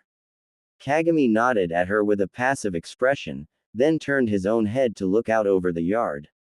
Good. Because if it was I'd tell you to find some other reason to like him. Quote, Mikoto nodded, but didn't reply.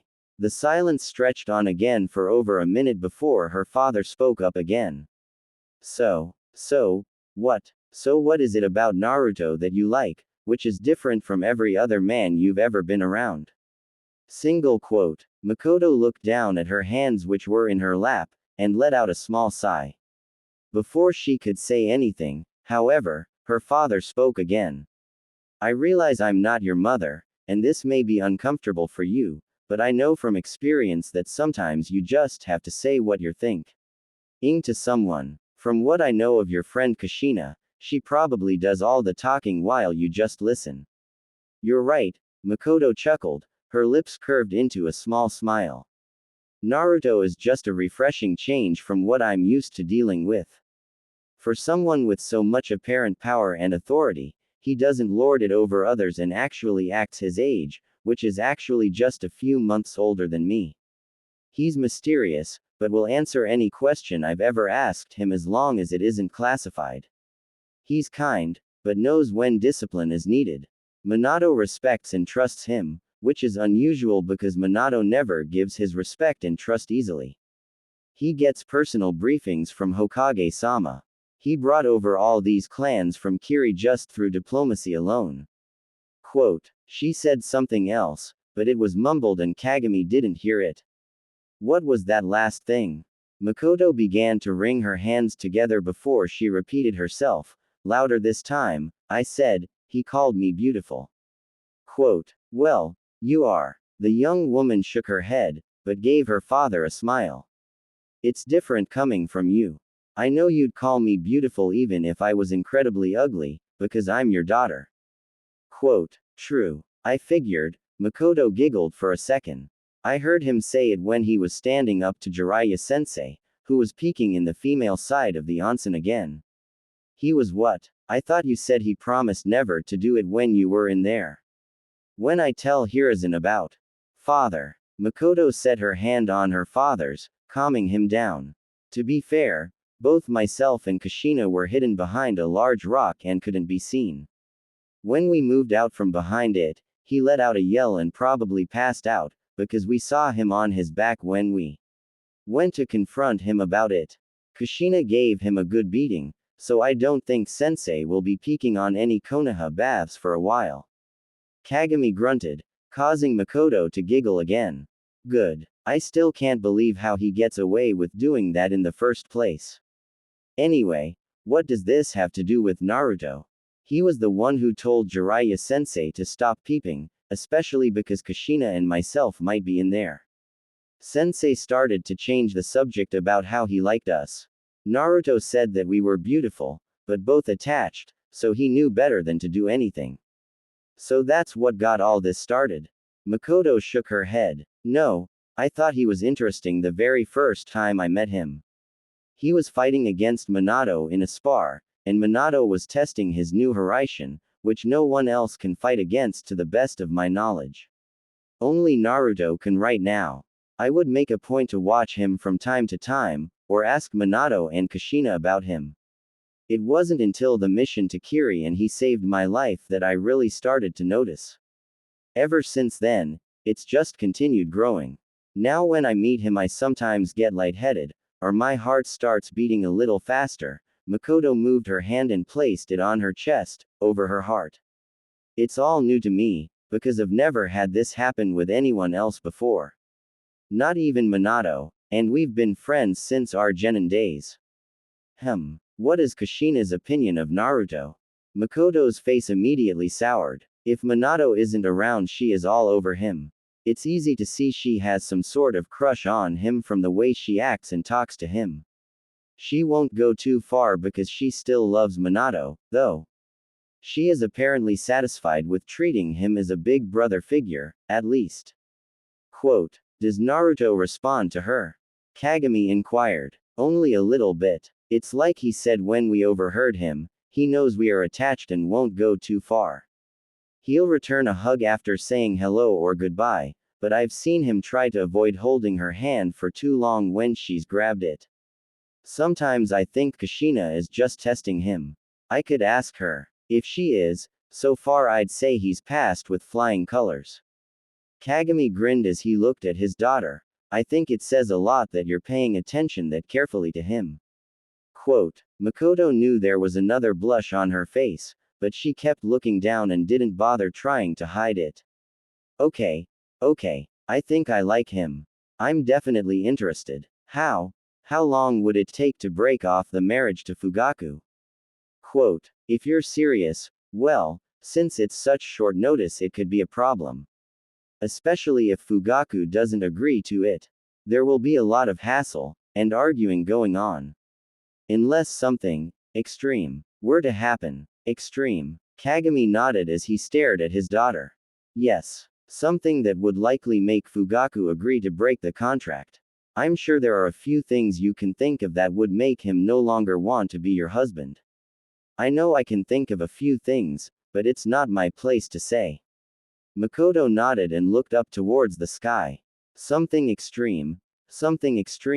Just how far was she willing to go? Well, she knew, but in order for it to work she'd have to get to know Naruto very well, very quickly. If I may offer one bit of advice. Mikoto looked over at her father, and gave him a small nod. If you plan to do anything about Naruto, do it quickly. I can already see how much sway he has with Hiruzen and the Hokage's council. Bringing as many new clans here as he did has also given him a huge amount of political capital and goodwill. It won't be long before he starts getting offers to marry from other women, with the promises of alliances and power. Quote, Naruto isn't like that, Mikoto let out in a fierce whisper. After talking to him these past months I know he cares nothing for power, and is perfectly content with what he does. Kagami smiled, I agree. From what I've seen of him, he is exactly as you say. However, that doesn't stop other women from trying. Or who knows, tomorrow he could encounter a random civilian woman that worked a stall in the nearby grocery market and become completely enamored with her in minutes. Quote, Mikoto couldn't stop the sad smile that appeared on her face. Thinking about mother. Yes. I never heard the end of it from your grandfather. I had a contract, much like your own. I didn't know that. Quote, I never had a reason to tell you. I've always tried to let you do your own thing, which is what your mother wanted, as she didn't agree with the marriage contracts either. That is why I didn't agree to set you up with one until you actually asked me to. I tried to find the man most suitable, but there honestly wasn't much to pick from. Mikoto nodded, as they had already had this part of the conversation several times before. Father, how did you get out of your contract? Quote, she couldn't help the chill that ran up her spine as her father showed her one of the most devious grins she'd ever seen on his face. Are you sure you want to know? From the expression on your face, things didn't go well. Quote, Naruto frowned as Shikamaru literally collapsed into the chair across from his desk. Just thinking that it was his desk was rather strange, especially considering they moved their camp every couple of weeks. But they always made sure he had a desk to use. It's so troublesome. You say that after every mission, Naruto ground out. True. Though this one was more troublesome than most. We lost the Tsuchikage in. Quote. Shikamaru let out a deep breath, his face scrunched up in anguish. I'm sorry, but we also lost Gaara. Feeling like Shikamaru's words were like a punch to the gut, Naruto's original instinct was to blow up in a rage. But he immediately clamped down on that urge, remembering they were in a war. Gaara had volunteered to go and assured him that they'd get the mission done, no matter what. Naruto had already lost so many ninja, and continued to lose them in small amounts on weekly, and sometimes even a daily basis. Both he and Shikamaru were close to the red-haired Kazekage, and his loss impacted them both deeply. The blonde settled for rubbing his forehead, and letting out a sigh. Report. We arrived at the location just at sunrise. With no encounters, Shikamaru began to explain without hesitation, as if he wanted to get the story off his chest as soon as possible. We managed to move swiftly with a smaller group. It was only a recon mission, but Gaara thought the presence in the obelisk was familiar, so he requested that he be allowed to investigate. We voted within the group and decided it would be a good idea for him to check.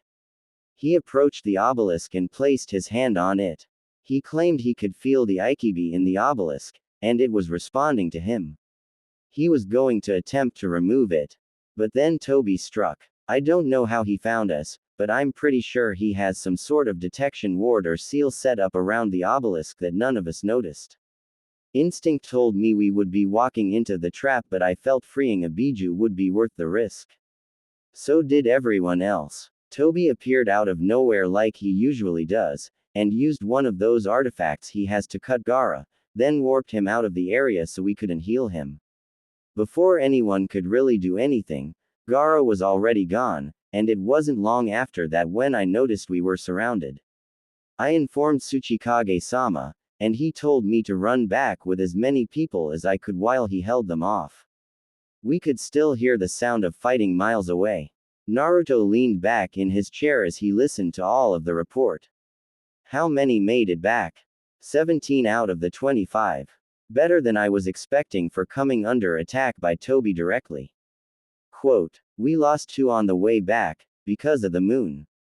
Naruto was quiet for a moment, but then shook his head. Not good to hear, but still better than I expected. Toby must have been preoccupied to let that many of you get away. Not that I'm not thankful, because I am, it's just something that doesn't happen when he involves himself directly. The two of them sat in companionable silence, before Naruto stretched in his chair, then looked at Shikamaru. The other boy was leaning back completely in the chair, eyes closed. He actually looked completely worn out for a change, instead of just being lazy. Shikamaru, go get some rest. Tell one of the guys to send a message to Kakashi and Darui, I need to talk to them. When you're more awake, tell me as much as you can about these obelisks. The other boy literally rolled out of his chair as he turned and headed for the exit. You got it, Naruto. See ya. The blonde watched as his old friend left the command tent. What he wouldn't give to have paperwork as his enemy right now, instead of the current hell they were in. Naruto stifled a yawn as he went over some of the reports he was charged with looking over in his capacity as overseer of the new arrivals, which had kept him incredibly busy. He had to greet all of the new visitors whenever there was a large group, and either help them get set up or to meet up with the rest of their clan. Others needed to be directed to real estate brokers, construction and immigration offices, the academy and ninja registration buildings, among other places. There wasn't anything that grabbed his attention, so he set the papers down and looked out the window of his office. He had been granted a room to use in the administration building, just a few levels below the Hokage's office. It made sense in the long run. This way he wouldn't have to make the trek from his apartment when something came up with the clans and he was needed. Leaning forward and resting his head on his hand, he looked to the side, out the window. It was easy to spot the cranes and construction scaffolding near the walls, where all the new construction was taking place. They had finally run out of free space within the village proper itself, and had started planning to build a second, smaller wall outside the first. Essentially, the village would have another ring outside of the first wall.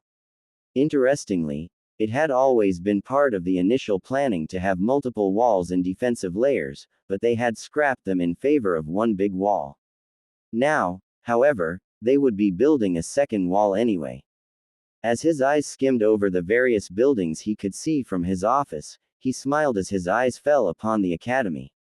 He had stopped by on a whim the other day, just to see how the school was doing.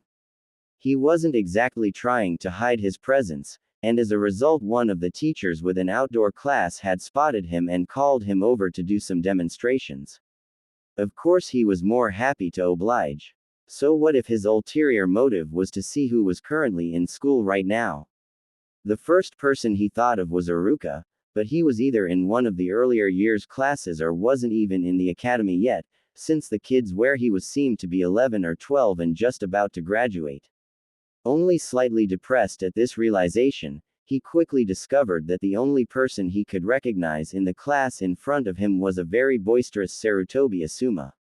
He made plans in his mind to come back and explore the academy later, once he wasn't bogged down with work, just to check in. See who was where, mostly out of curiosity.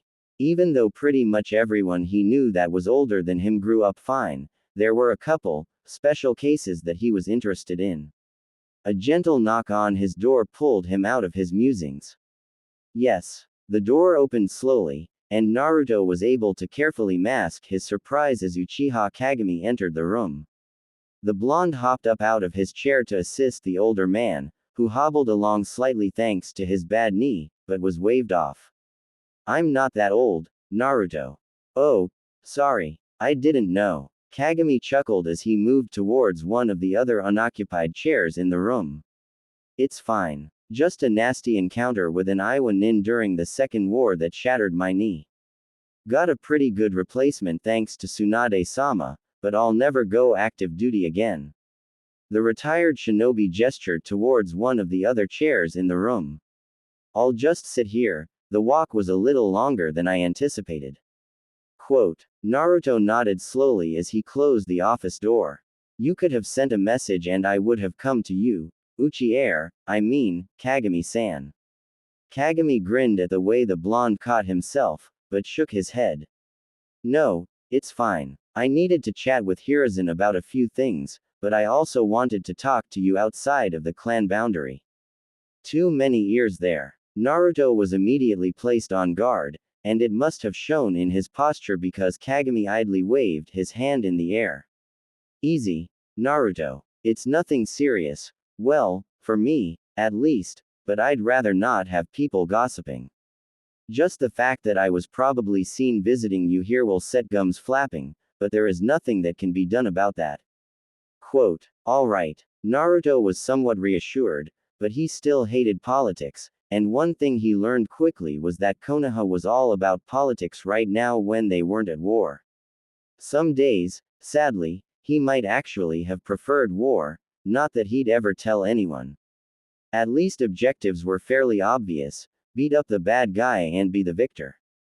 Unfortunately, life in general was never so simple, especially when there was no visible bad guy. Kagami watched as the blonde moved back around his desk and slowly sat down. Leaning back in his chair, he scratched at his chin before looking the Uchiha patriarch in the eyes. So, what can I do for you, Kagami-san? I'll get right to the point. It's not so much for me as it is for my daughter, Mikoto.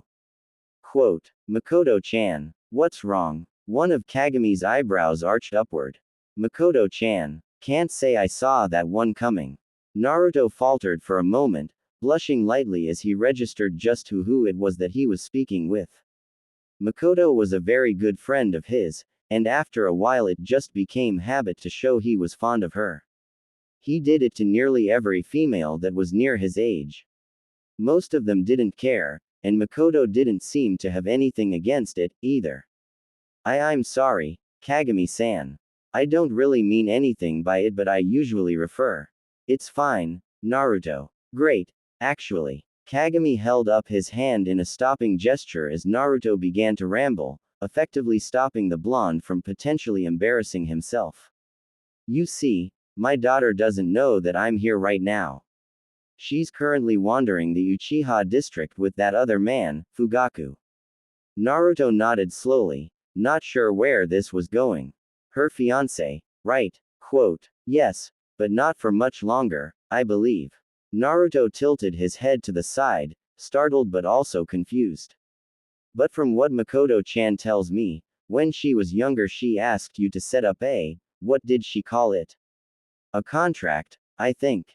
You're against it now. Oh, I'm not against them. They can be useful to set boundaries, or when there is definite gain in prestige or power to both sides. My daughter never really wanted a contract, but she felt she needed one because for a long time she considered herself to be untouchable. As an only child and daughter of the head of the Uchiha clan, an attractive young woman, and a wild temper when she lets it out, thanks to the friends she has kept for many years, she is seen as a rather intimidating figure. Quote, Naruto felt his lips twitch upward slightly at the hint regarding his mother. Kagami must have noticed because he started smiling too. So you can see why a lot of boys her age would not be too interested in getting very close to her, both out of fear thanks to myself and Habanero-chan. So I matched her up as best I could, with a slightly older man who was still close enough to her age but yet also quite accomplished. Naruto distractedly scratched at the side of his head as he listened to Kagami, and could now only come to one conclusion: she doesn't want to get married to him. Then, no, she doesn't. Kagami looked inordinately pleased at this for some reason. How long ago did she decide this? I thought she said they had been engaged for a while, and the wedding wasn't too far off. Quote, Kagami leaned back in his chair, stretching his leg out. I'm surprised she's told you this much. She's normally rather reserved with anyone other than myself, Minato, Taichi, and Kushina-chan. Naruto shrugged and turned his head to look out the window. Not long after the mission we went on together, she would randomly ask me to spar every now and again. It's been happening lately with increased frequency. When we take breaks, and I've asked her how she's doing, she just starts talking and letting everything out. I got the impression she just needed someone to vent at, and, let's just say I'm a lot better at listening than I used to be when I was younger. I understand, and I appreciate that you listen to her. Kagami leaned back in the chair, pressing his fingertips together in front of his chest. Taichi always seems to be on assignment, Minato is always working on his new techniques, and Kushina-chan, well. As much as I love the girl as if she was my own daughter, she is a bit of a motormouth. I doubt Mikoto could ever really get a word in. Closing his eyes and chuckling, Naruto nodded. He could definitely see that being the case. So, are you trying to tell me that you need something done with Fugaku? While he wasn't really looking forward to doing anything harmful to Sasuke's father, perhaps he could get the man to lighten up a bit. Mikoto's stories about him definitely didn't paint a pretty picture. Personally, I have nothing at all against the young man, Kagami shrugged, but even I can see he isn't the right fit for my daughter. For leading a clan, he would be fine, but I don't see him being successful as a husband, or even a father. He's too devoted to work and is a little too stubborn. Naruto's mind immediately snapped to Itachi and Sasuke, and barely managed to squelch a derisive snort. Thinking about Itachi also made him recall the attempted coup that Fugaku would spearhead someday, and that alone left what felt like a lump of ice in his gut. But now Mikoto has found someone else that has sparked her interest, and she's serious enough about it that she wants to break off her current engagement. Naruto was silent for a moment as he let Kagami's words bounce around in his head. While he was still somewhat obtuse about certain matters and probably always would be, he definitely wasn't a complete idiot anymore. A certain feeling of dread started to hang over him as all he could think was, Sasuke's mom, Sasuke's mom, Sasuke's mom. The best he would likely get away with now was delaying the inevitable, unless he was willing to potentially make an enemy of the Uchiha. That was something he was definitely hoping to avoid. Damn politics. To top it all off, he was rather wary about getting entangled in any relationships simply for practical reasons. Firstly, he would have to tell whoever he was to get involved with that he was from quite a few years in the future. Any relationship he got into would potentially stop one that set of a chain of events that led to something he could know how to fix. Getting involved with someone like Mikoto would change a huge series of events. The Itachi he briefly knew and the Sasuke he was a rival and teammate of would never exist. Ever. The thought process that continued from that point was staggering. No, Itachi meant that the Uchiha massacre would never happen, or it would be someone else that did it. But one of his objectives, to save the Uchiha clan, would be easily accomplished this way. Who better to confront a madman with a fully evolved Sharingan than with a clan full of the potential to do the same, even when considering the risks? It was strange that Kagami would approach him now, considering Naruto had been entertaining thoughts of trying to get to know Terumi Mae a little better. She had been almost attached to his hip as he was coordinating with all the bloodline clans that had moved to Konoha from Kiri, acting as a secret area of sorts when she wasn't training. As the next potential leader of the Terumi clan, which was acknowledged as the most powerful among their new arrivals, she was getting good experience for dealing with administrative aspects. What Naruto found odd was that she was rather shy unless someone addressed her first. He had thought perhaps he could ask her out to get her to open up a little, but was mildly surprised to find that she already had a boyfriend. He didn't want to pry, but the kiss they shared definitely wasn't one done between family. He felt some disappointment, of course, as he got to know Mae a little from his future, very well in one painfully brief encounter, and had considered getting to know her now, earlier in her life. That had gotten shot down before it could really even get started. Now that he thought about it, the few times Mikoto had come looking for him and Mae was still around, the Uchiha had been rougher and more aggressive than usual in their sparring sessions. It was becoming clearer and clearer. Leaning back in his chair and trying to unsuccessfully find a comfortable position, he took a deep breath and pinched the bridge of his nose. Let me guess. I'm the someone else she found. Quote, you don't sound pleased. Kagami's voice had a dangerous edge to it, but Naruto simply shook his head and sighed. It's not that. I'm flattered, honestly. She's one of the strongest kunoichi that Konoha has, is the heir to one of the strongest clans in the village, and, yes, I think she's beaut. Iful. But it's dangerous as hell for me to get involved. Naruto opened his eyes to look at the current leader of the clan who was sitting across from him, only slightly surprised to see something that could pass as respect on the man's features. His lips were turned upward slightly in a slight grin, at least, and that made Naruto relax more than anything else. I wouldn't say it will be dangerous, exactly. It might create an uproar for a little while, but with your current standing in the village I don't think it would last. Quote, Naruto blinked. Wait. You're supporting this?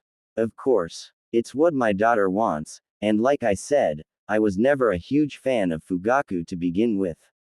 There simply were no better options at the time.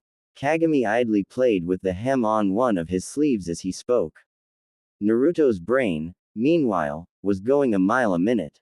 Things were already messed up because of the clans from Kiri here, but if he went through with helping to void Mikoto's engagement to Fugaku, thoughts of how much would change once again passed through his mind. The part of him that was male would never reject the idea completely. From what he knew of Mikoto, she was definitely very close to his ideal of feminine perfection. Fugaku was an idiot to not treat her better. Thinking back, he couldn't help but wonder what she was like when he was growing up. He didn't really have any memories of her that came to his mind, other than occasional visits to get Sasuke at the academy, and one brief glimpse at the military police headquarters. But he couldn't remember anything more than that, and Sasuke never told him more than her name. He always had a rather glorified view of what parents were because he never had any of his own, but if this was what it was really like before Sasuke and Itachi were born. Naruto. The blonde immediately sat up straight, quickly apologizing, sorry. I just let my mind wander. About Mikoto. There might have been a teasing tone to Kagami's voice, but Naruto didn't know the man well enough to be sure. Sort of. Just thinking about what I knew of her from our spars and occasional chats. It's not much, I'm afraid. Well, you've only been public knowledge for about 2 months, so I wouldn't expect you to know her life story. But you'll have some time to get to know her soon. I've managed to convince Hiruzen to dispatch you on a mission with my daughter to get you out of the village for a few days. Naruto was shocked. How did you manage to pull that off? I didn't think the old man would want to let me out of his sight for the near future. Kagami barked out a laugh. The old man. Hiruzen, I know he's getting up there, but damn. Does he let you get away with that? Quote, sometimes. Naruto blushed and looked away. I've known him for so long, he's like the closest thing I have to a dad, so I just call him the old man. It wasn't a complete truth, but it was close enough. As the Uchiha's chuckle settled down, he reached into his robes and pulled out a sealed scroll, then tossed it to Naruto, who caught it in one hand. It should be simple for one person, and a walk in the park for 2 of you. It's A rank, but we probably could have given it to a veteran Chunin squad. A group of militia from Valley Country deserted their posts, and our hunter squads have picked up rumors of them hiding out along our southern border with river. Scour the area, and if you find them, wipe them out. They don't know anything of importance, but they need to be made an example of to discourage further desertions. This was likely a fluke, but they don't want to risk it. Quote, Naruto nodded as he opened the scroll and read the details. It was minimum pay for an A- rank, but he wasn't exactly hurting for money, so he didn't care too much. The mission itself likely would be as easy as Kagami claimed. He could probably have finished it himself within 2 or 3 days. The 6-day window they allowed seemed a little much. But then they probably were expecting a veteran Chunin squad, and not a capable Jonin and, well, him. Rolling the scroll back up, he placed it on his desk and hummed for a moment. Just out of curiosity, why can't you just break the engagement off? Mainly because it's too late to do it that way. Kagami shrugged as he moved on his chair, likely trying to find another comfortable position. Had it been only a couple of months after the original engagement, Fugaku likely would have been fine with it. But now that they have been seeing each other for such a long time, he sees it as an insult. Believe me, I already tried it through the proper channels, and even went to appeal to him directly with Mikoto at my side. With only a month until the wedding though, he's within his rights to refuse. Why do both have to agree? Aren't there ways to break contracts, even if there are penalties? Kagami nodded. Yes, but in this case all contract breakers were meant to be agreements. There is no way a contract break will be acknowledged by any Uchiha if only one side wants to break it. Fugaku is both stubborn and ambitious. There is no reason for him to break it on what he sees as a whim of Mikoto, and most others would back his choice. Of course, like any contract, there are emergency clauses that can go into effect when certain criterion are met, such as death, sickness. Quote. He waved his hand in the air in a rotating motion as if to signify that the list of bad things went on, but stopped and focused his eyes on Naruto for his last word. Infidelity. Naruto's jaw went slack for a moment, before his head promptly fell forward and his forehead hit his desktop with a resounding thump. Now, it's likely not the way you're thinking, and I'm using a very loose interpretation of the word. A simple kiss will break it off. Huh, how is that possible? The blonde's head lifted as he asked his question, staring at Kagami as if he was a madman. It's part of the way the contract seal works.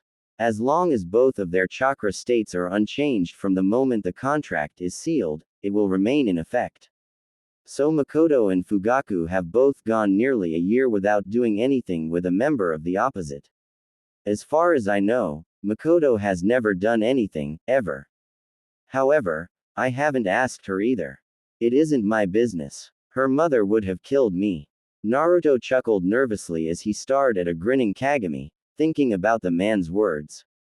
He would have to check out what kind of seal was on that contract.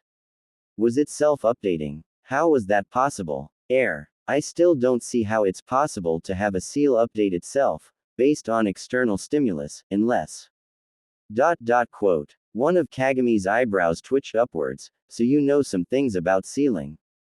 Well, Mikoto and Fugaku have to go to the clan chambers to place their chakra in the seal once a week, or after returning from a mission. The seal can detect residual chakra from another within a week time period, so neither of them have had a mission that has lasted more than a few days over the last year.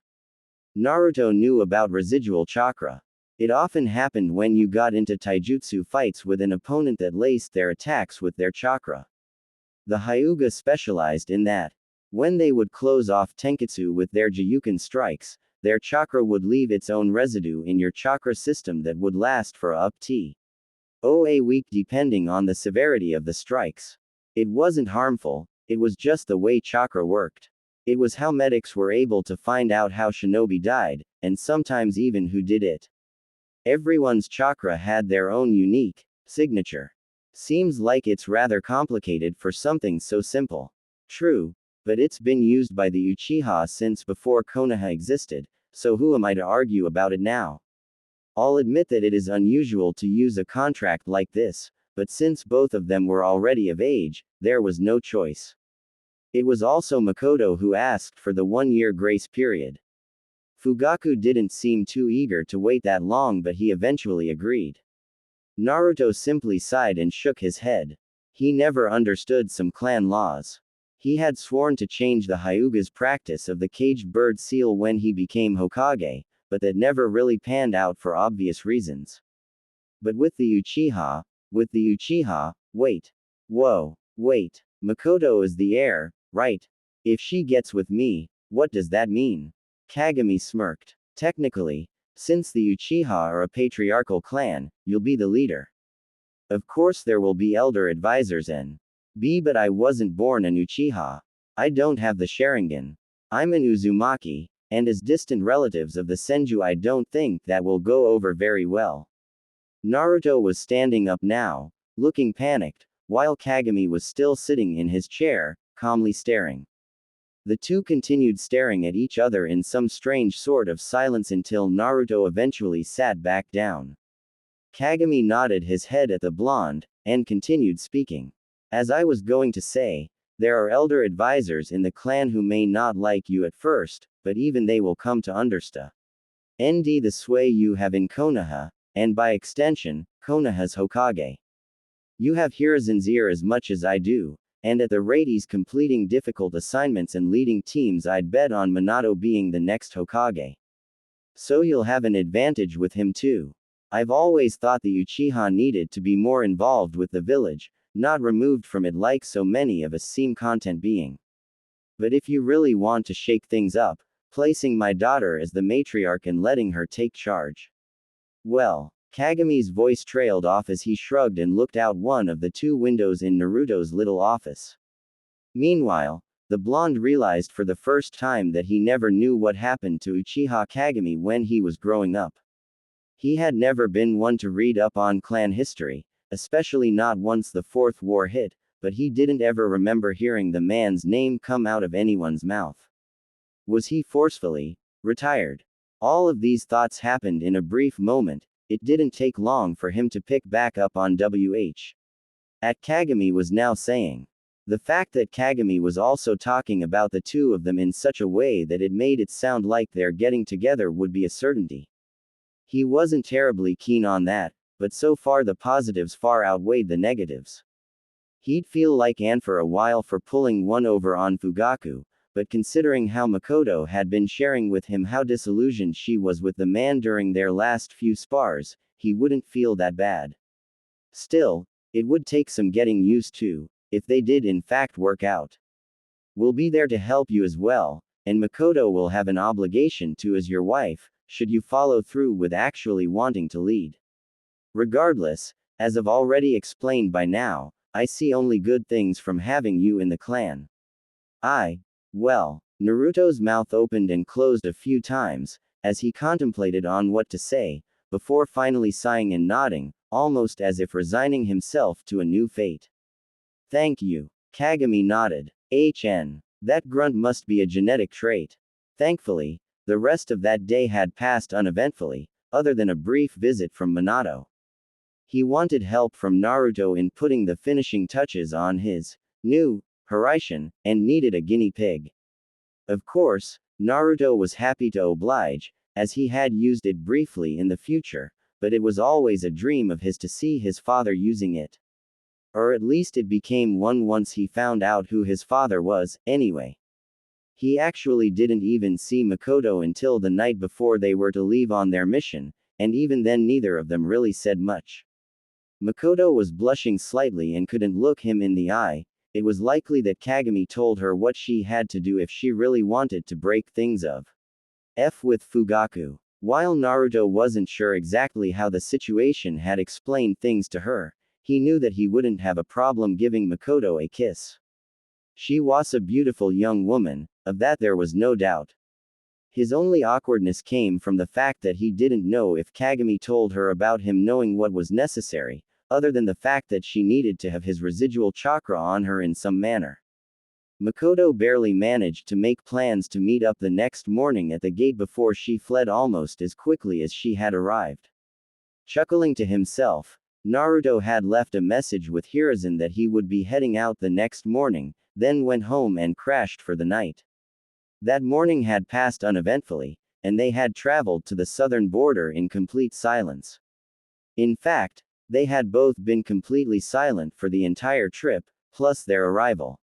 Mikoto had gone in to get reservations at the inn of a small border town before him, asking for a single room with one bed. She had refused to say anything more to him about it, and Naruto figured it would be best to bite his tongue until they actually needed to use the room. He had no problem sleeping on the floor if it came to that. Their first day of searching had turned up nothing useful, other than a few disjointed sightings from various people living in the area, though none of them could really point the duo in a specific direction. Naruto planned to make use of Sage Mode to track them down once they at least had a lead on the Nukenen's general location, but figured he'd leave that for use after a couple days. If Mikoto actually wanted to go through with, well, being with him, then he'd have to tell her his secrets anyway. Using it would likely be a last resort, because he had permission from the Hokage and Danzo to kill her if he thought she couldn't be trusted to not talk about the things he would eventually have to tell her. He really didn't want to do that. It wasn't until Mikoto asked about giving up for the day and returning to their room that they actually started talking. Their first real talk of the day didn't even start until a flicker of surprise crossed his face when he saw Mikoto with her Sharingan AC. Tive as they were heading back. She had likely been scanning the area for traces of residual active chakra, like genjutsu traps and active seal tags that Nukenen were often fond of using. What? Mikoto was looking at him curiously as her Sharingan faded back into the dark brown, almost black color that her irises typically were. Normally he probably wouldn't have flinched at all, he'd gotten so used to seeing the Sharingan, but the sun was setting below the horizon at just the perfect point behind her to where it silhouetted her frame perfectly, and the red eyes with pale skin and black hair made her look incredibly vibrant for a fleeting moment. Instead of telling her this, however, Naruto simply offered a faint smile and shook his head. I'm not used to seeing your Sharingan active. You've never used it in one of our spars. That's all. Do you have a problem with the Sharingan? I mean, Naruto had to bite his tongue to keep from saying what his initial responses would have been. Instead, he settled with, I don't have a problem with the Sharingan at all. Only with some people that have used it the way they shouldn't have. Oh, I see. Naruto could tell by the questioning lilt to her voice and the puzzled expression on her face that she really didn't. It was going to be really hard to tell her some of the things he knew. If she decided to go that far with him, anyway. The rest of their trip back to the inn was silent, not that Naruto was expecting intense conversation. In fact, once again they didn't speak a single word until it was time for him to go take his shower. She went into their single restroom first and came out wearing just her normal uniform minus any footwear, gear, and vest. He assumed she had cleaned them, because they looked fresh, though he didn't do a close inspection. They were all taught techniques that could clean clothes somewhat while out in the wild while they were in the academy. It would remove sweat, but not blood. After his shower, he had exited the restroom in much the same manner, only in his uniform top and bottom, with the mesh underneath. Their next spoken words weren't until he was about to get comfortable on the floor. She was on one side of the bed, but he wasn't about to presume. Naruto. Do you not like me that much? Wah, of course not. Where did that come from? Mikoto shifted on the bed, and lifted herself up so that she was propped up on one of her elbows as she stared at him. He hadn't laid down completely yet, so he was stuck in some sort of halfway position between laying down and getting up. My father hinted that the two of you had talked briefly about me, but he would not tell me how much you talked about. I'm beginning to wonder if you are trying to avoid me. Naruto tried to keep his expression neutral, and slowly rose to his feet once again. I'm not avoiding you at all.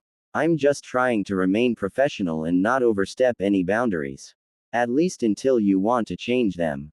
Mikoto looked surprised for a moment before dropping back down onto the bed and burying her face in her pillow. Naruto simply stood there for a moment and watched to see if she would move again, or if she would say anything further. She didn't, however, and after about a minute of standing there he decided to move forward and climb onto the side of the bed. The bed itself was actually full size, so it could fit two people comfortably without much extra room. Mikoto could easily feel his weight shift the bed, though, since she turned her head enough to be able to watch him as he settled on the side. It was strange, in a way, for him to not feel any nervousness at all. Just 2 or 3 years ago he would have been sweating bullets, but now he felt calm, and if he really had to describe it, he would say he was amused. That was mostly because of how Mikoto was acting, though if she had no legitimate experience with men he could understand completely. He sighed in his mind. Even though Mikoto was the one who wanted out, he might have to be the one to take initiative at first. Thinking of that, he tossed her a casual smile. Is this better? He saw her head nod against the pillow, and the edge of her lip that he could see curved upward slightly. But that was about all he got. This meant that he would be the one who had to take the initial plunge to get her to open up. Getting comfortable, he rolled on the bed until he was looking up at the ceiling, and placed his hands behind his head. So, you really don't want to get married? We've talked about this a little before, but you never really sounded against it.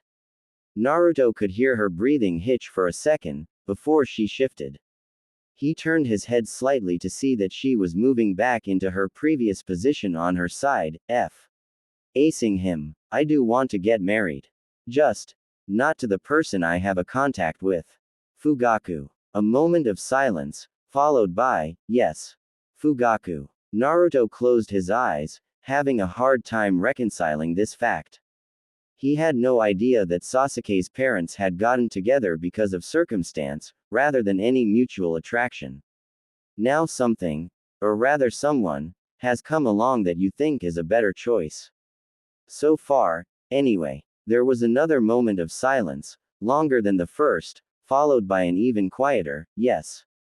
Opening his eyes, he rolled onto his side so that he could look at the woman laying next to him. She didn't flinch or look away this time, instead staring straight into his eyes. He couldn't tell if she was blushing or not, the room was too dark. There's a lot about me you don't know. More than meets the eye. For all you know, I only existed starting 3 months ago. Mikoto didn't say anything at first, instead just nodding her head while never breaking eye contact. She opened her mouth as if to say something, then closed it in her eyes before inhaling deeply and attempting to speak in halting sentence.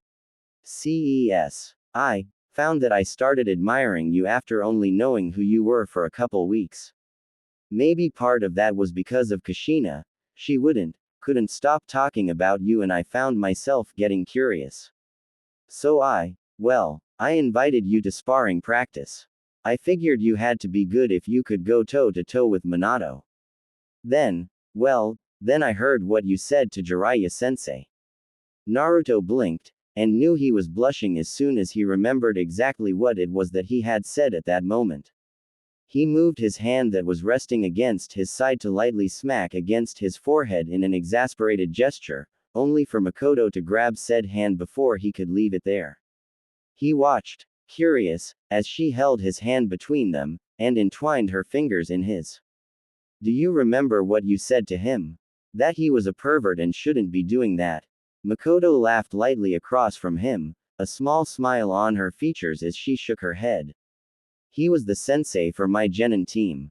We were never able to break him of the habit, so I doubt anyone else can. No, you said something else to him. Naruto knew immediately what she was fishing for. I said you were beautiful. She stared at him for a moment again, before a smile larger than he had ever seen before appeared on her face. Yes. No one other than my father has ever said that to me before. Naruto couldn't help but be stunned when he heard that. Was everyone here completely blind? He had never really stared at her on purpose because of her looks, but other than his future mother Kushina, he was biased, in that reg. Ard and perhaps May, Mikoto was definitely one of the most beautiful women around. Men are idiots. Mikoto laughed before bringing his hand towards her mouth and briefly kissing the back of it. He was surprised at the gesture, but for the first time he could remember, she seemed genuinely happy. So he decided not to comment. It wasn't until she used both of her hands to pull his hand and cuddle it just under her chin that he spoke again. Mikoto-chan. Naruto had to admit that she looked adorable right now. She seemed to be positively glowing with happiness. If nothing else, that pretty much sealed the deal in his mind. Over the next few days while we're doing this mission, we'll get to know each other better. Likes, dislikes, hobbies, dreams for the future, that sort of thing. Who knew Kakashi's little introductory questions would come in handy? If you decide you still want to go through with this when we're done, I'll help you break your contract. Quote. Mikoto's eyes went wide as she clutched his hand more firmly in hers. Promise. She whispered. I promise.